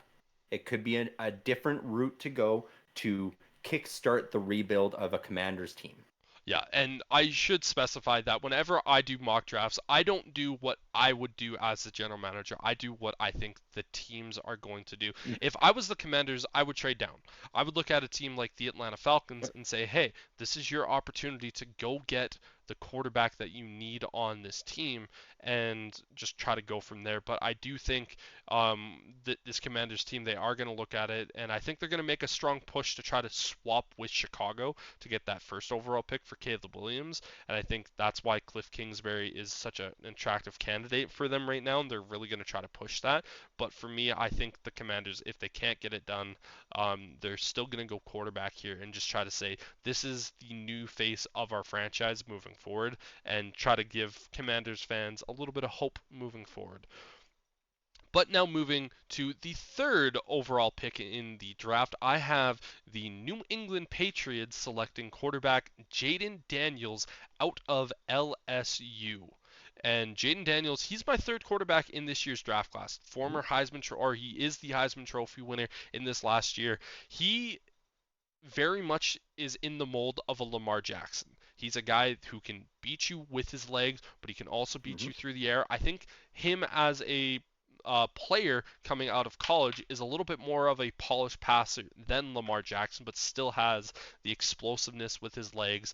And I think New England they need to move away from whatever they're trying to do with the quarterback situation. We've already heard Gerard Mayo talk about potentially getting the best player at the most important position. He's gone on record and said that's where they're Mm-hmm. going to look, and it just makes too much sense for the Patriots to go down a quarterback route. They need someone that they can get their fans to believe in. And they still have a long road to go to being a good team. And just because they get Jaden Daniels doesn't mean they're instantly going to be the Patriots of the old. They're still going to be a bad team next year, but they have something Mm-hmm. that they can look forward to moving on into the future. Yeah, that Patriots pick it's a tough one for me to predict as well because they could go so many different directions with that. Fully this is going to be a totally different team. It's no longer Bill Belichick's team, Yep. and so that could very well be a good thing because Bill Belichick was not the best when it came to drafting. Yep. So I'm Especially in his last hoping, couple of years. right? And so this is another pick I could see a team trading down to increase their draft capital, though, but less likely. I think the Patriots, with a fully new coaching staff. They need to make a splash. And yeah, a quarterback is a current Heisman Trophy winner is the most logical option at this point, and start rebuilding around a guy like that. Yeah, to find your franchise quarterback, I always say if you can get him at this point and you have no reason not to, because why would you stick with another year of Billy Mhm. Zappi and Mac Jones when you are in a position to get an elite talent like Daniels? Go Yeah. for it. There's no reason And to delay the process. honestly, Jaden Daniels is my favorite quarterback in this He's a lot draft, of people's favorite quarterback in right? this Like draft. you know me, I'm a little waffly on Caleb Williams, just whether or not he's going to be able to turn it on. And Drake May, while he'll be good, I sort of see him flatlining as sort of a Justin Herbert, where he'll be good, but I don't know if he'll be able to push a team over that hump. Jaden Daniels, I He feel is like has that exciting. sort of X factor where he's going to be able to win your team some games with some special plays. Yeah, yeah, and not to say that Drake May can't have special No, plays, no, no, but no. yeah, I'm I not know saying I know that. exactly what you mean. Yeah. But now taking a look here at the fourth overall pick, and this is the Arizona Cardinals. They sprint up to the podium to announce that they are selecting wide receiver Marvin Harrison Jr. out of Ohio State. Out of Ohio State, the wide receiver Marvin Harrison Jr. is the best player in this draft. He is hands down the best player. And this is the best player that Kyler Murray is going to be able to throw the ball to. That is, I don't mean that and stutter when I say that. I think that Marvin Harrison Jr. is a better wide receiver than DeAndre Hopkins was when he came over to Arizona, and DeAndre Hopkins Oh was yeah. still in his prime. That is how high of a prospect I view Marvin Harrison as. This guy is going to be generational. There's not very often where I can look at a wide receiver coming out into the draft going, this guy is so good that he should be the first overall pick. Marvin Mhm. Harrison is that level of a guy. I would love to have Marvin Harrison Jr. on the Bears, but with precedent, Yeah. this is the situation where I look at and go, this is what's needed. Now, Yeah. And the Cardinals have a lot of other problems as well, but honestly, like this is a necessary move for them, yeah, and this will just make their offense so dangerous. They're still going to have a lot of problems on the defensive side of the ball, but just having a guy like Marvin Harrison Jr., it is going to elevate the increase the team. availability and the playmaking options for guys like Trey McBride and James Conner. Like we're going Kyler to see Murray. this Kyler Murray, exactly. And Yeah. we're going to see this offense do some special things next year if they've got Marvin Harrison Jr. And if they can ultimately re-sign Hollywood Brown, that means that they have two guys. One guy that's played with Kyler Murray a little bit more Mhm. long-term, going back to even college, but you have that true number one. Now Yeah. moving over to pick number 5 and the Los Angeles Chargers. Jim Harbaugh, he goes, I am protecting you, Mr. Herbert. They go out there and draft Joe Alt, tackle out of Notre Dame. He now has Slater and Joe Alt on his offensive line, protecting him on the tackle spots. And this is one of those moves where it's not necessarily the sexy pick, but Joe Alt, he's one of those offensive linemen that is just special. He's a blue chipper. He's the type of guy that you look at and go, you could see him in the Hall of Fame easily. And he Yeah. hasn't even played a down in the NFL. He is, if I were to rank my top 3 guys, it goes Marvin Harrison Jr., Caleb Williams, Joe Alt. Those are my 3 guys. Yeah. Those are the 3 best players in this draft, and the fact that the Chargers can go out there and get Justin Herbert that while also still having a superstar tackle on their Mhm. draft. Either one of them, you can say, you're going to be our left tackle, you're going to be our right tackle. You can swap them. Doesn't matter. I think Joe Alt definitely better left tackle, but doesn't really matter. You are going to get the best available tackle in this draft, and you are going to help protect your quarterback. And Harbaugh, I think this is Yes. a no-brainer pick for him. 100%. This is what the Chargers need to do. You need to stop Herbert from getting hit. He's Yes. been having injury issues for seasons now, and you have to protect him if you're going to have any chance of being competitive going down the line. So this is the best pick they could possibly make. Yeah, and it's one of those things again. You just look at it and go, man, Mhm. they could go a lot of different spots. They could go wide receiver. They could go Brock Bowers at tight end. Mhm. They could go more on the defensive side as well. There's so many Yeah. areas to go, but Joe Alt is just too tempting of an offer. Moving Yeah. forward to pick number 6 in the draft, I have the New York Giants selecting Malik Neighbors, wide receiver out of LSU. In this particular draft, you have Marvin Harrison Jr. as the number 1 wide receiver, and then you have two guys that are both going to be in the top 10 in Malik Neighbors and Rome Odunze. Yeah. Malik Neighbors is closer to Marvin Harrison in terms of being a prospect than Odunze is being towards Neighbors. Neighbors, he puts up video game numbers. He is that guy. He is that dog. And unfortunately for the Giants, they have Daniel Jones locked up on Yep. a big time contract. You need to give him a wide receiver. Malik Neighbors, you put him on that offense, Daniel Jones is finally going to be able to actually throw the ball. And when I say throw the He'll ball, have an he's option. gonna have an option to throw the Yeah. ball to someone great. And Yeah. Neighbors, I love this kid, man. He's one of my favorite players in this entire draft to watch, and Mhm. the Giants are going to get an absolute gem in this player. Yeah, I think the Giants are probably in the least enviable position of all the top 10 picks this season because they're locked into that Daniel Jones contract. And they have to get something. We don't know if Saquon Barkley's going to be back. He may hold out if they try to tag him again. Um, but I yeah, think he's a it's free agent. honestly Neighbors or Bowers have to be their top targets in this Yeah. draft. They need somebody that Daniel Jones can throw the ball to. I That's what think they it's have to also a do. possibility to go after one of the top tackles in the draft because there's still two guys right around this time that I could see them potentially going after to try to help protect, um, Daniel Jones. But I think getting the wide receiver of the future doesn't matter who your quarterback is. Getting this level of a prospect is just too important. Yeah, we saw it. The Giants struggled to put points on the board this year, and it needs to be their focal point. They need weapons on offense to be able to at least score some points before you can even consider anything else. Yep.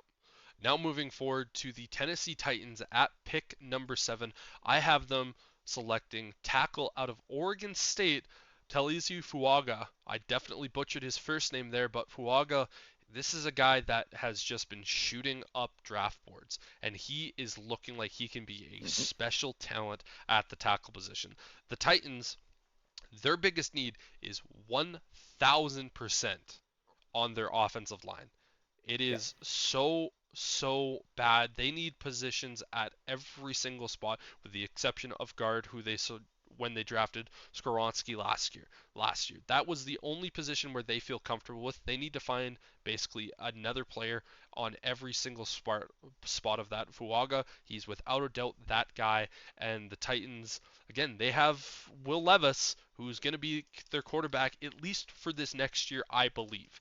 I think the Titans are going to say, you know what, we're going to try to see what you're truly going to be this season Yeah. with Brian Callahan. And that's another thing. Brian Callahan, he saw what happened to his Mhm. quarterback, Joe Burrow, in Cincinnati. You need to protect him. And Fuaga, great pick for him. Yeah. Yeah, it makes the most sense too. And whether it is to protect Will Levis or whether it's to open up some holes for that offensive run game, whoever their running back and being next year, it is a key for them is finding a way to move the ball. They still will have one of the better top 15 defenses in my opinion in Tennessee. And so yeah, focusing on that O line is important. The Atlanta Falcons are up next here, and I'm going to preface this and say they make a trade in this draft. They don't make a trade for this pick, but they Hmm. do trade for Justin Fields. They get Justin Fields. Their quarterback situation is figured out. So that leaves them with this next pick, and I have them selecting Liatu Latu, edge rusher out of UCLA. This is a position of need for them. Their defense is missing that top end edge rusher. Latu Hmm. is my top edge rusher in this draft, and with Morris being the former defensive coordinator for the Chargers in that LA area, got to see UCLA play. He's going to look at this guy and go, I'm a defensive-minded coach. Give me my edge rusher. Allow Yeah. me. I got my quarterback with Justin Fields. Allow me to get my edge rusher. I think this is going to be a very, very big move for them. Yeah, no, that makes more sense. I thought you were gonna do a shocking one and have them take like Bowers so they could have Pitts and Bowers at the tight end position and just be this monster, like trying to build up like the Patriots did back in the day or something like that. But edge rusher makes sense. Their defense was not great this year. So, next up on the board at number 9, I normally would have Chicago, but I have them making a trade in this year's draft. I have them trading with the Las Vegas Raiders. I don't remember the full exact trade details, but I know if I'm remembering correctly, they swapped their first round picks this year. The Raiders send their second round pick in this year's draft and the first round pick in next year's draft to move up from 13 to 9, and I have them selecting quarterback out of Michigan, JJ McCarthy. McCarthy, to me, when you look at him play, he is the type of guy that is so cool, calm, and collected. He's flatline. He's baseline throughout the entirety of the game. His mentality throughout his time playing is consistent no matter what, whether it's the highest of the highs, the lowest of the lows, he is consistent. Now, there's things that I need to see McCarthy work on. He's a good pocket passer. I think he's one of the better pocket passers in this draft. He has enough mobility, but is he able to go to that elite level? Whenever I watch JJ McCarthy, I go, this is a good quarterback, but there's nothing about him where I sit back and go, wow. Like, for instance, you watch Caleb Williams, it's every drive. You sit back and you go, oh my God, wow. Drake May, there are throws that he makes where you go, no one else can make that throw. You watch, Jaden Daniels and you go, wow, this guy is special. You watch JJ McCarthy, you go, this guy's a good quarterback.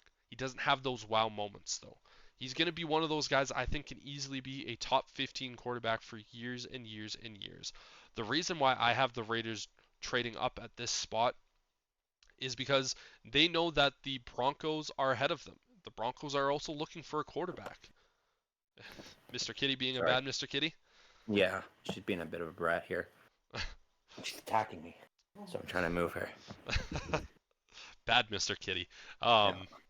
But yeah, with the Raiders, I think getting their quarterback of the future, and this is a team that can afford to kind of make that move to trade up a little bit, get some of these extra draft, and say, you know what? We're happy to do that because we still have a top end wide receiver in Devontae Adams. We have Jacoby Myers, Mayers as their new tight end. Josh Jacobs, if they can re-sign him, they have a good defense that's only going to be getting better and better. I think this is the time for Telesco, their new GM, to go up and strike and get their QB of the future. Yeah. The Raiders are one of those teams where I really wasn't sure what here. Yeah, they're in a spot where it's really tricky to try to figure out.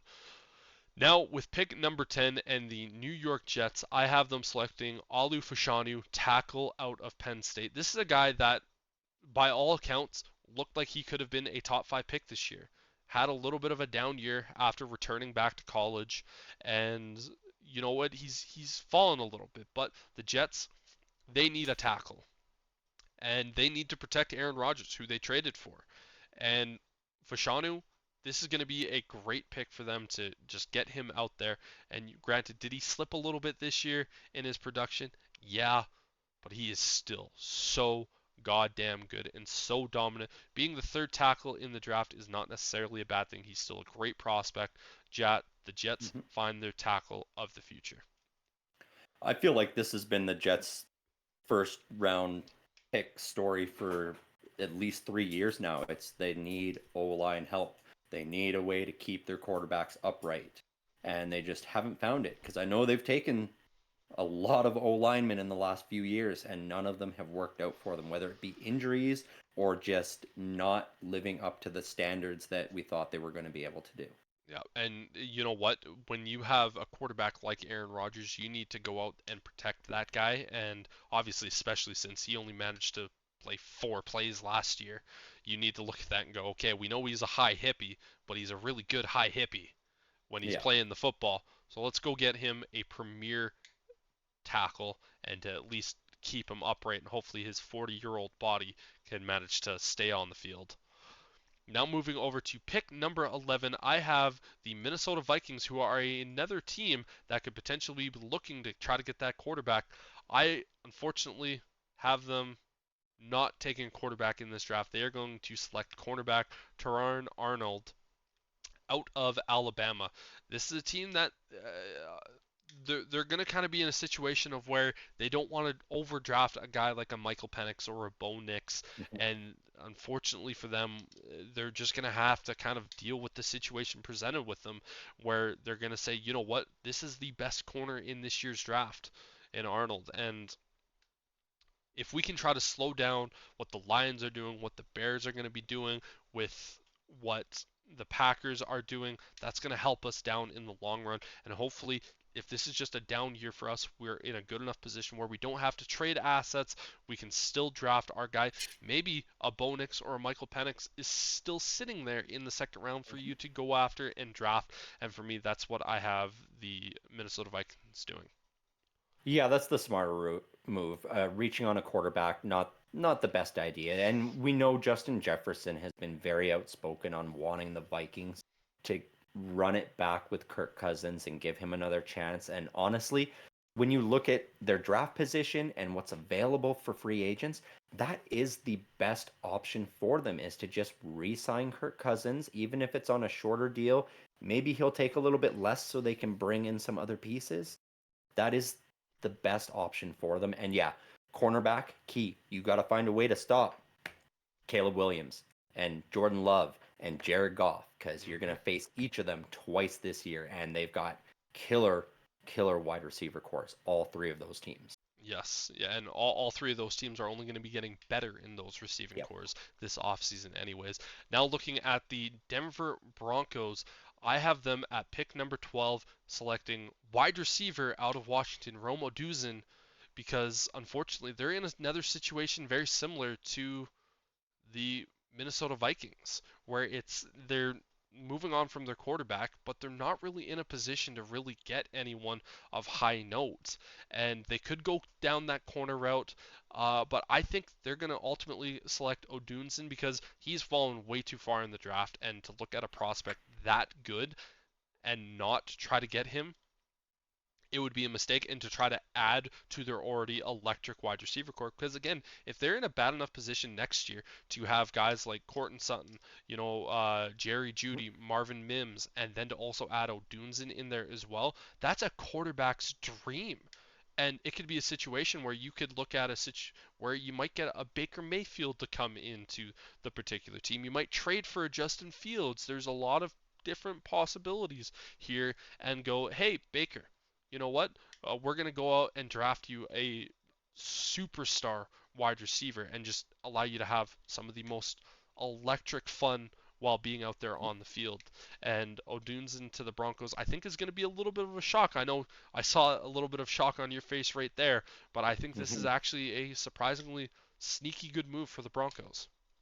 Yeah, I would expect them to do what the Vikings didn't and reach on a quarterback here, because they really do need somebody. You can have all these great wide receivers, but if you don't have anybody to throw them the ball, then it's kind of wasted talent at that point. True. And the unfortunate thing for the Broncos is they've got a lot of money on the books for Russell Wilson still, even though he won't be their quarterback. Like, you're going to have to find a discount quarterback in free agency, or you're going to have to draft a rookie.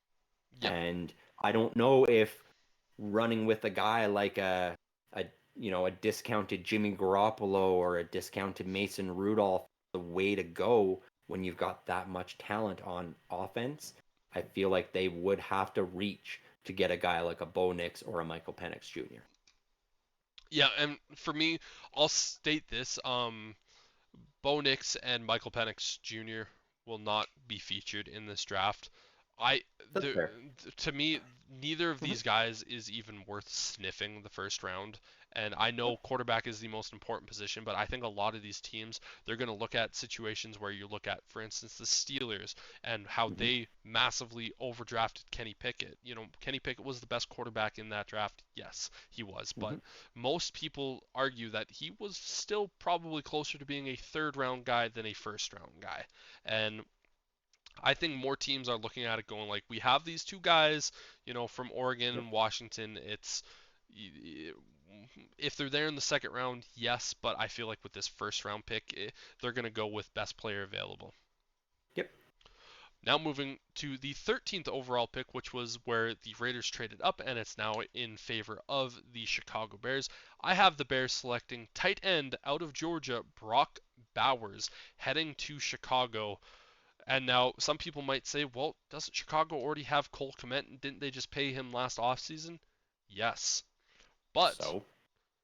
getting the best tight end in the Mhm. draft and pairing him with Caleb Williams alongside with having DJ Moore and a guy that I'm sure they're going to draft another guy later in the draft in free agent or getting a guy later in the draft and in free agency to fill out that wide receiver room. Getting Brock Bowers is like getting Patrick Mahomes, Travis Kelsey. Yeah. This could be the duo that we talk about for years and years and years to come. This is a pick that I think the Bears would be very interested to make at pick number 9. Like I think Brock Bowers is very easily a possibility to go at pick number 9 as well for the Chicago Bears if no trade partner is really out there. And I think for them getting him at pick number 13 is something that they're pretty happy with. Yeah, that's a good pick. It does surprise me a little bit that you don't have them going defense, especially something in the front seven there. Yeah, for me, I look at it and I go, the talent that is there, Hmm. it's just too enticing to pass up, and you still need to work on your offense. And I think the majority of the Bears' off-season spending is going to be on that defensive side of things and adding in some more featured guys there. And at at pick number 13, I feel, or pick number 9, either of the two, I feel like they're either going to go with a Romo Duzin or a Brock Bowers just to try to say we are trying to create an elite offense with Caleb Williams. Yeah. So with pick number 14, another team that could be looking to try to trade up to get their quarterback, the New Orleans Saints. I have them selecting tackle J.C. Latham out of Alabama, just trying to get any help to make Mr. Poopy Pants Derek Carr not poop his pants so much. Hmm. Doesn't matter who you have at quarterback, just going out there and getting a top tackle is going to help your team. And I think Latham is going to be one of those players that is definitely going to help this New Orleans Saints team out. Yeah, and with a lot of the offensive playmakers off the board already, it makes more sense to just fill out that offensive line and try to make it a little more difficult to put the pressure on Derek Carr, where we know once he's under pressure, he makes less accurate Terrible passes. decisions. Yeah. Yeah. Now taking a look at pick number 15, and that being the Indianapolis Colts. I have them selecting edge rusher Dallas Turner out of Alabama. Now, I was kind of looking at this going, if one of these wide receivers or Brock Bowers was still there, I would have them going just to help out Anthony Richardson a Hmm. little bit more. But unfortunately, none of them are there. And I think getting a Dallas Turner, a freakishly athletic edge rusher, helping out their defense is one of those moves where it is very it's gonna be helpful for them moving forward. Yeah, the Colts are quietly becoming a really good team without anybody realizing. There's a lot of talks that they could make some leaps and bounds next year in the standing. So Well, that I think when we they'll- all there's saw that Anthony Richardson went down, we kind of wrote off their season, but then they shocked us with Gardner Minshew and what they were able to do. exactly, and Jonathan Taylor will be there from day one next year, Yes. whereas they lacked him for 6 games this season. So that definitely hurt them in the early part of this team. There's a few spots they need to fill, but that's a good one to start with. Yep. And they need a top end edge rusher on that team Yeah, anyways, and Turner exactly, is and so athletic. yeah, and with the offensive playmakers off the board already, there's no saying that they won't be able to go out and spend the money and bring a guy like a Mike Evans in to Yep. to play opposite of Michael Michael. Pittman Jr. Yep. Yeah. So with the 16th overall pick, I have the Seattle Seahawks adding to their already electric secondary, and they take cornerback out of Alabama, Kool-Aid McKinstry, to pair with Devin Witherspoon. McDonald's coming in, he's Hmm. a defensive guy, and Yeah. I think he's going to look at this and go, if we can make this secondary scary, Elite. Yeah. like what are teams going to be able to do? And this is kind of one of those things where McKinstry, he's fallen a little bit more than what he realistically probably should have at this Hmm. point in the draft, and it goes that this is one of those moves where it's the coach placing his stamp on the team saying, I want this guy if he's available, and he just so happens to be available. Well, and much like, the Vikings pick, this is a divisional need as well, because you've got to shore up that secondary. You're dealing with guys like Puka Nakua and Cooper Cup. You've got Marvin Harrison Debo now in the Samuel danger. and George Kittle, and then you've got Marvin Harrison Jr. and Marquise Brown all within your division. So Yep. yeah, they gotta really get that secondary primed and ready to go against these big passing offenses. Yeah, it needs to be popping for sure. Now, Yeah. with pick number 17, I have the Jacksonville Jaguars selecting corner out of Iowa, Cooper DeJean. The white Yep. corner, finally, first time a white corner has ever been drafted in the first round of the NFL draft. But this is a move where the Jacksonville Jaguars, they need a cornerback badly. And Yeah. this is their top need. I think they should spend both in free agency and in the draft with their top pick at getting the top available corner that they can to just try to really help out with that team, because that was Hmm. such a need for them this year and it showed immensely. Yeah, if any of those top cornerbacks are there, it needs to be their primary focus. If they're not, I wouldn't be surprised to see them go for an offensive lineman, because that is another key need. You need to be able to protect Trevor Lawrence and keep Travis Etienne healthy as well. And so cornerback does make sense. Yes. Now moving over to pick number 18 with the Cincinnati Bengals, I have them selecting Armanius Mims, tackle out of Georgia. This Bengals team, man, they saw Joe Burrow go down for a second season-ending injury, and they've constantly been a team trying to upgrade the offensive line. This is just my latest attempt at getting them that help for Joe Burrow. They need to figure it out, very similar to the Jets, where it's you need to start continuously throwing assets until it is fixed. And with the Bengals, if they see Joe Burrow go down, we could have a situation where Burrow retires early like Andrew Luck Mhm. because of just injury after injury after injury. And Mims is a phenomenal, phenomenal tackle. And adding him is just one of those things where they're looking at the Steelers' defensive line going, please, for the love of God, stop touching our quarterback. Yeah, this one I disagree with a little bit, mainly because like that injury last year was a non-contact injury. It That was, that Bengals O-line was much improved. We saw it even with Jake Browning. Like they were protecting him. I think the biggest flaw in the Bengals right now is their defense. They need to do something on defense so they can stop these other teams from scoring. Because Joe Burrow, if he goes down hurt, you're going to need to be able to have a defense that's going to keep you in games, because we don't but, know how long Burrow's going to stay healthy for anymore. but the, Four the seasons biggest played. the biggest thing with that being though is that we're questioning his ability to stay healthy. Yeah. Getting a top end offensive lineman is a very it's more of a It'll an insurance policy to keep him healthy. understandable, but But I think I they, get you there. yeah.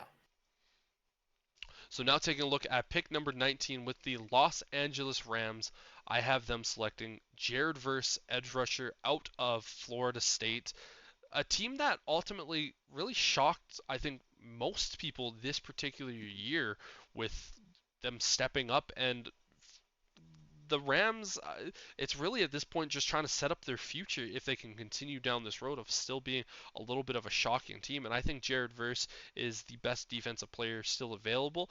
He's got an incredible burst, and if he has the opportunity to learn from Aaron Rodgers, it's going to be absolutely massive for them in the future. Yeah, I mean that is they got to find the guy who's going to replace Aaron Donald when he finally retires. We've been saying that for a while now. That defense is aging, and they need some youth in that rushing core. So that makes sense. I mean, they're set on offense. We saw it last year. That offense is firing on all cylinders. You know, you got Higbee, Nakua, Cup, Kyron Williams, and Matt Stafford. Once he Played got well. healthy, looked better. Yes, he did. Yeah. Now to pick number 20, it is your Pittsburgh Steelers.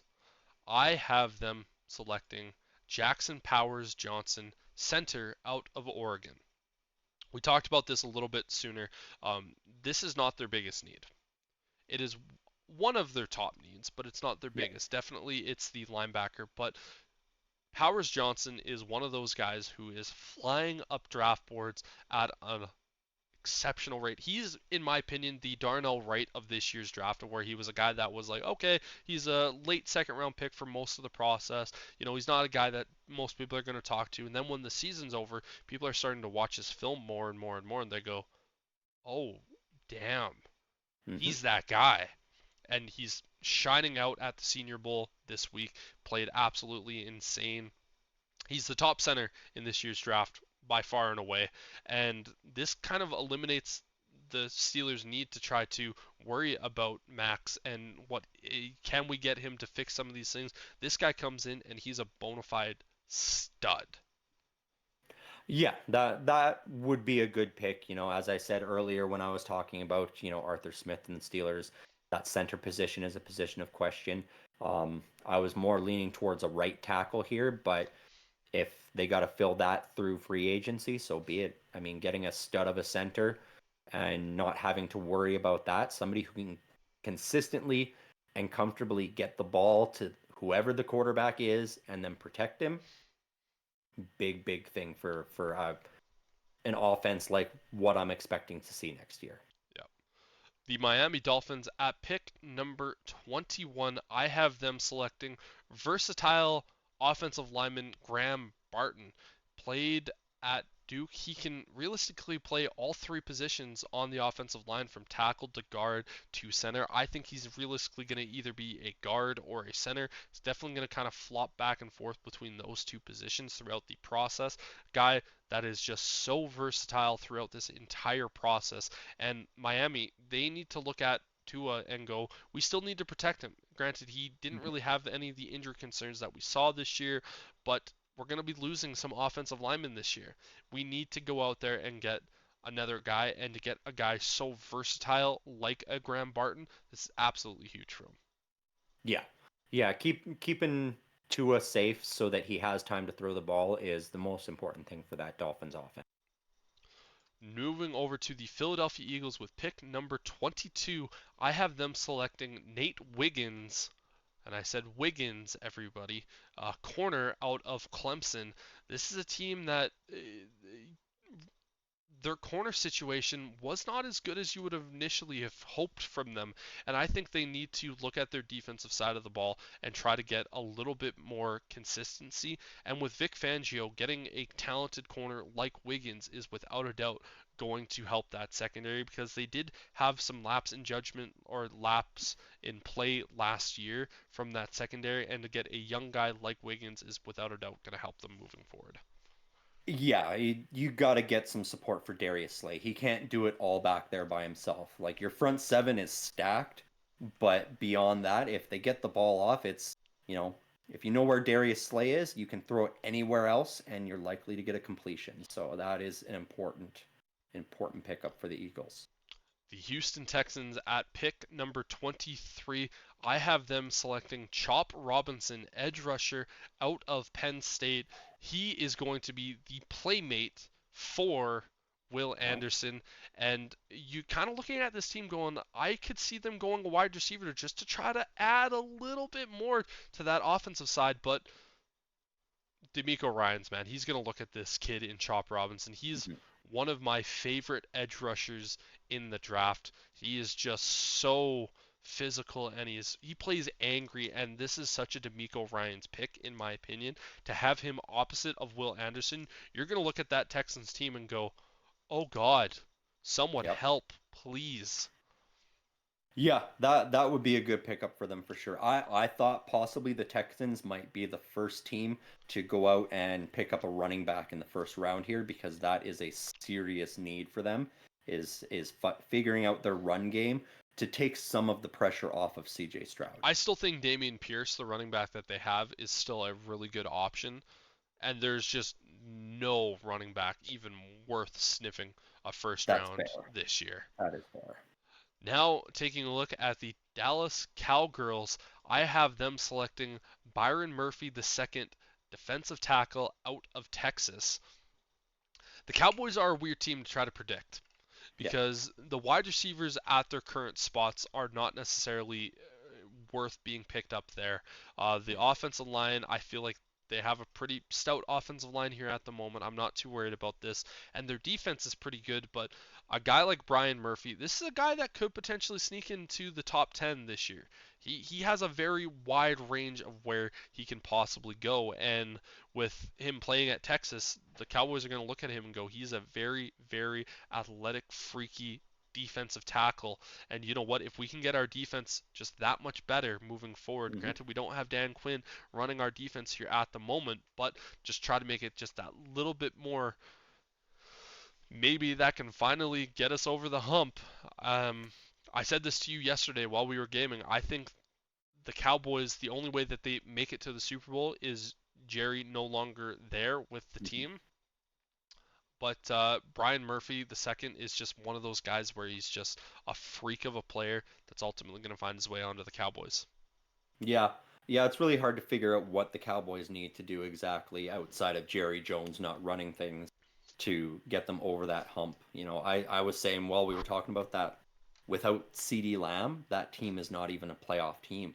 And Yep. so I would be looking at adding more offensive weapons, but as we've seen, most of those are off the board that are first round worthy already. And so adding to that defense and trying to stop the other team from scoring is your next best option. And this kid is an absolute freak of nature. People are going to fall in love with him. And I know they Mhm. drafted Maisie Smith last year out of Michigan in the Yep. first round, but to have two explosive Well, D tackles, adding nothing something wrong with like that. that in there to possibly put an end to that tush push from the Eagles when you face them twice every year, very good thing to have. And you got Washington, who Brian Robinson Jr. came up as a very serviceable running back throughout the year.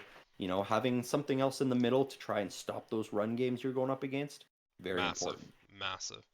At pick number 25, I have the Green Bay Packers selecting Troy Fuatin, the guard out of Washington. I butchered the hell out of his last name. A lot of these kind of just like, okay, they're just going to Hmm. throw letters at a name and that's what it's going to be. But the Packers, one of this teams where Jordan Love really shocked us this year. I think their offensive line overachieved from what they were. They had a bunch of Hmm. injuries, but to go out there, you could draft a wide receiver in this year's draft to just try to help continue on with that. But I think they're going to go in true Packers fashion. They're going to draft an offensive lineman to try to help protect Jordan Love and the guard from Washington, Troy. He's a talented guy, man, and he's going to be one of those guys where he's looking at defenses like Chicago, like Detroit only getting better, and even Hmm. the Vikings in a sense of like, okay, if we can help protect Jordan Love, this high-end key asset, that's exactly what we need to do. Yeah. Yeah, giving Jordan Love more time in the pocket is a scary prospect for every other NFC North team. It made They me don't sick want making this him. pick.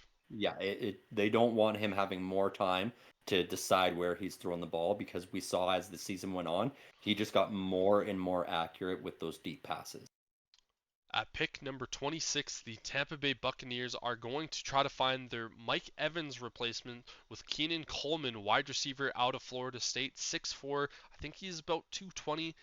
He's a high-flying type of guy, instantly going to come in and be that instant replacement to Mike Evans, and it's going to be one of those things where he is a very, very fun wide receiver to watch. He's one of those guys that I fully think should be a first round pick. Maybe fell a little bit later than most people might anticipate that he would fall. But yeah, whoever the quarterback of the Tampa Bay Buccaneers, I think it's still going to be Baker Mayfield. But to get a guy like Keenan Coleman is going to be absolutely huge for that team moving forward.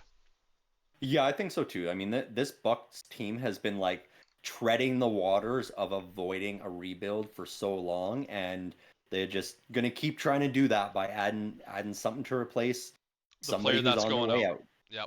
It's like Tom's gone, let's bring in Baker Mayfield. Mike Evans is leaving, let's bring in a good, talented, beady wide receiver. Yeah, who has size like a Mike Evans as well. Exactly, who can go up and get those one-on-one balls. Yeah, definitely. The Arizona Cardinals, with pick number 27, they are going to select a defensive tackle out of Illinois, Jahan Newton.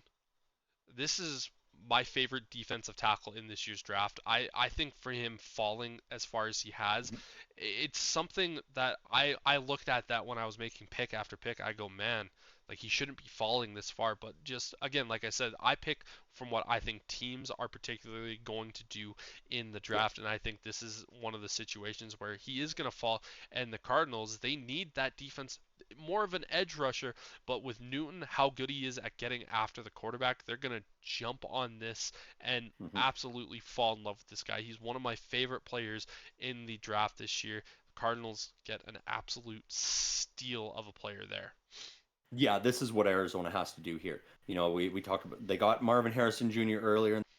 Okay, offense good. Rest of this draft is all defense. We've Yep. got to figure something out for this defense to try and stop the other teams in our division. So yeah, that makes perfect sense to me. And that one is going to help trying to get the guys of like the Christian McCaffreys, the Kenneth Yep. Murray, and then the I forget the guy for the Rams, but Kyron Williams. thank you. Yeah, just getting after all three of those guys, that is going to help, and that's also going to help in the pass rushing game as well. But Yeah. pick number 28, I have the Buffalo Bills selecting wide receiver Brian Thomas Jr. out of LSU. When I initially made this pick, the comments that Stefan Diggs made, where he said he doesn't know if he's going to be a Buffalo Bill next year, hadn't surfaced. I said, you know what? You're going to be losing Gabe Davis this Hmm. offseason. So you need to find another guy for Josh Allen to throw to. If they lose Stefan Diggs this offseason, you definitely need to find a wide receiver for Josh Allen to throw to. And Brian Yep. Thomas Jr., this is a guy that could very easily find himself in the top 15 for a draft pick as a wide receiver. He has that talent. I think ultimately he does kind of go. This is where I have him. This is one of those more of those picks of like, okay, this is kind of my perspective of where I think he should go, but he has the opportunity to climb up the draft board and go top 15, and the Bills are absolutely going to love this kid. A little bit more raw, definitely Yep. going to need some more development, but he has the potential to be a superstar in this league. Yeah, the Bills are at a point where they just got to be at a loss for what they need next. Yep. They've been right on the cusp for years now, and nothing they seem to do gets them over that hump. And so I don't know if any pick here is going to be the answer to that. It will literally just be going, okay, well, Gabe Davis is gone. We need a receiver. Let's We're do it. throwing shit at the wall essentially at this Yeah, point. just filling what's leaving. At pick number 29, I have the Detroit Lions selecting corner Quinton Mitchell, corner out of Toledo. No Yep. matter what the Lions need to do, they need to look at trying to get more pieces onto that secondary and improve that. Again, you looked at Minnesota earlier in the draft. Mhm. You looked at Green Bay. They're looking at the offenses that are coming their way and the defense is coming their way. But for the Lions, corner was one of their biggest needs. They're very similar to the Jacksonville Jaguars in that Yeah. sense of where they need corner help, and looking at guys like a DJ Moore, Brock Bowers coming in, and some of the other talented players that are already in that division, like a Justin Jefferson and a Jordan Addison and whatever Green Bay is doing with their wide receivers, you need to be able to stop that. And secondary, biggest need, they find it there. Yeah, secondary is definitely their biggest need. I thought Branch did a very good job for them in the secondary last year, but that is sort of where it ended. Much like I said about the Eagles with Darius Slay, beyond him, there wasn't a lot there to stop the other teams from throwing it down the field. And getting somebody else on the other side of the field will seriously help Branch and that secondary perform better. Without a doubt. And at pick number 30, I have the Baltimore Ravens selecting tackle Tyler Guyton out of Oklahoma.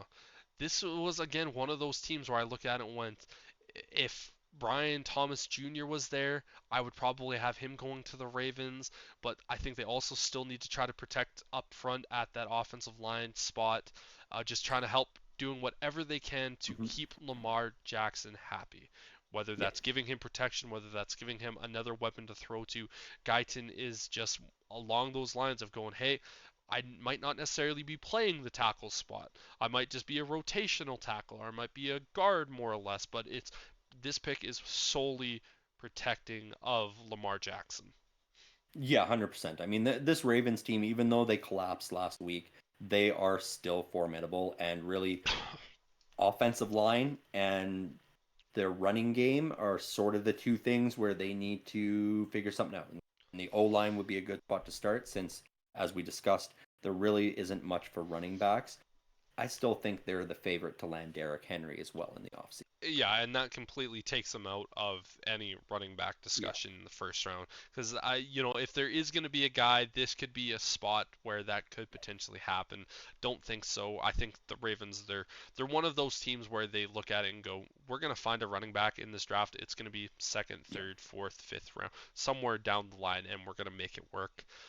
With Yeah, and pick, they're looking at it going, I mean, we kept Lamar Jackson healthy, and look what happened. yeah, We were dominant, made it to the AFC champion. We need to continue doing that. Yeah.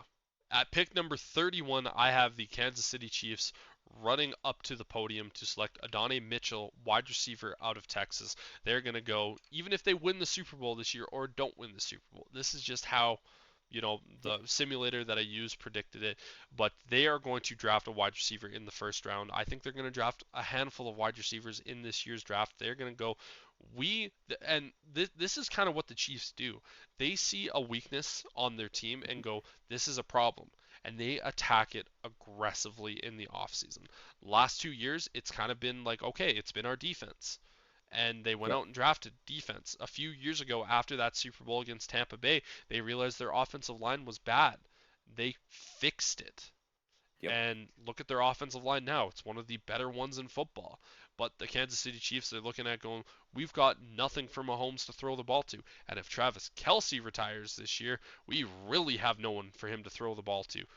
Rashid Rice, he improved over this year. And Mhm. he's gotten better and better and better. And in the postseason, he's looked good. Yep. You can't have him be alone. And Mitchell is going to come in, step up, and be a phenomenal receiver for Mahomes to throw the ball to. No, that's exactly it. We said it all year long. Even at the trade deadline, they didn't make a move. One of the big name wide receivers. We're both shocked. I wouldn't be surprised either to see them try and lure a guy like, again, a Mike Evans in there to get a de facto number one receiver for Patrick Mahomes. And even if they do go out there and get like a guy like Mike Evans, they're still going to There's draft it because 100%. they attack it Because aggressively. Well, and even if they do get someone like Evans, it's only going to be on likely a 1 year deal. It's not going to be long term. It's not going to be high paying because they don't have a ton of cap space to do that. Yeah, and for the final pick in my mock draft, I have the San Francisco 49ers selecting Jordan Morgan, tackle out of Arizona, with pick number 32. This is a team where they're not sure how much longer Trent Williams is going to continue to play for them. This is one of those guys that can come in, maybe slot in at the right tackle spot or play a guard spot or do whatever he Mhm. needs to do to get playing time. But then when Williams leaves, it's going to go, okay, well, you have time in the NFL. Here you go, buddy. Don't fuck it up. Yeah, the 49ers are in a tough spot right now. Their window is slamming shut. They need to win a championship now because It not is only do they getting have closer to being gone. well, not only do they have aging players that are going to be retiring, they also have contracts that they are not going to be able to renew. And so Yep. whether it is offensive line, wide receivers, tight ends, defensive edge rushers, anything. They need young rookie contracts to fill the voids that are coming up. And so starting with your O line is probably the smartest place to go since you've got Brock Purdy back there and Christian McCaffrey for a little while longer. Yeah, it is going to be absolutely very key to just can try Yeah. to just rebuild this team before you have to actually rebuild it, and that's Yeah. one of those smarter moves to just try to think for the future. But yeah, that is the mock draft, and I think that is also the end of the stream, unless you have anything that you want to potentially go off of. But yeah, kind of in the world of a little bit of content drought that's going to be coming up here in the future, trying to do some more of these fun things for sure. But till next week, before we get ready for the Super Bowl, I'm Brendan for Sterling saying peace.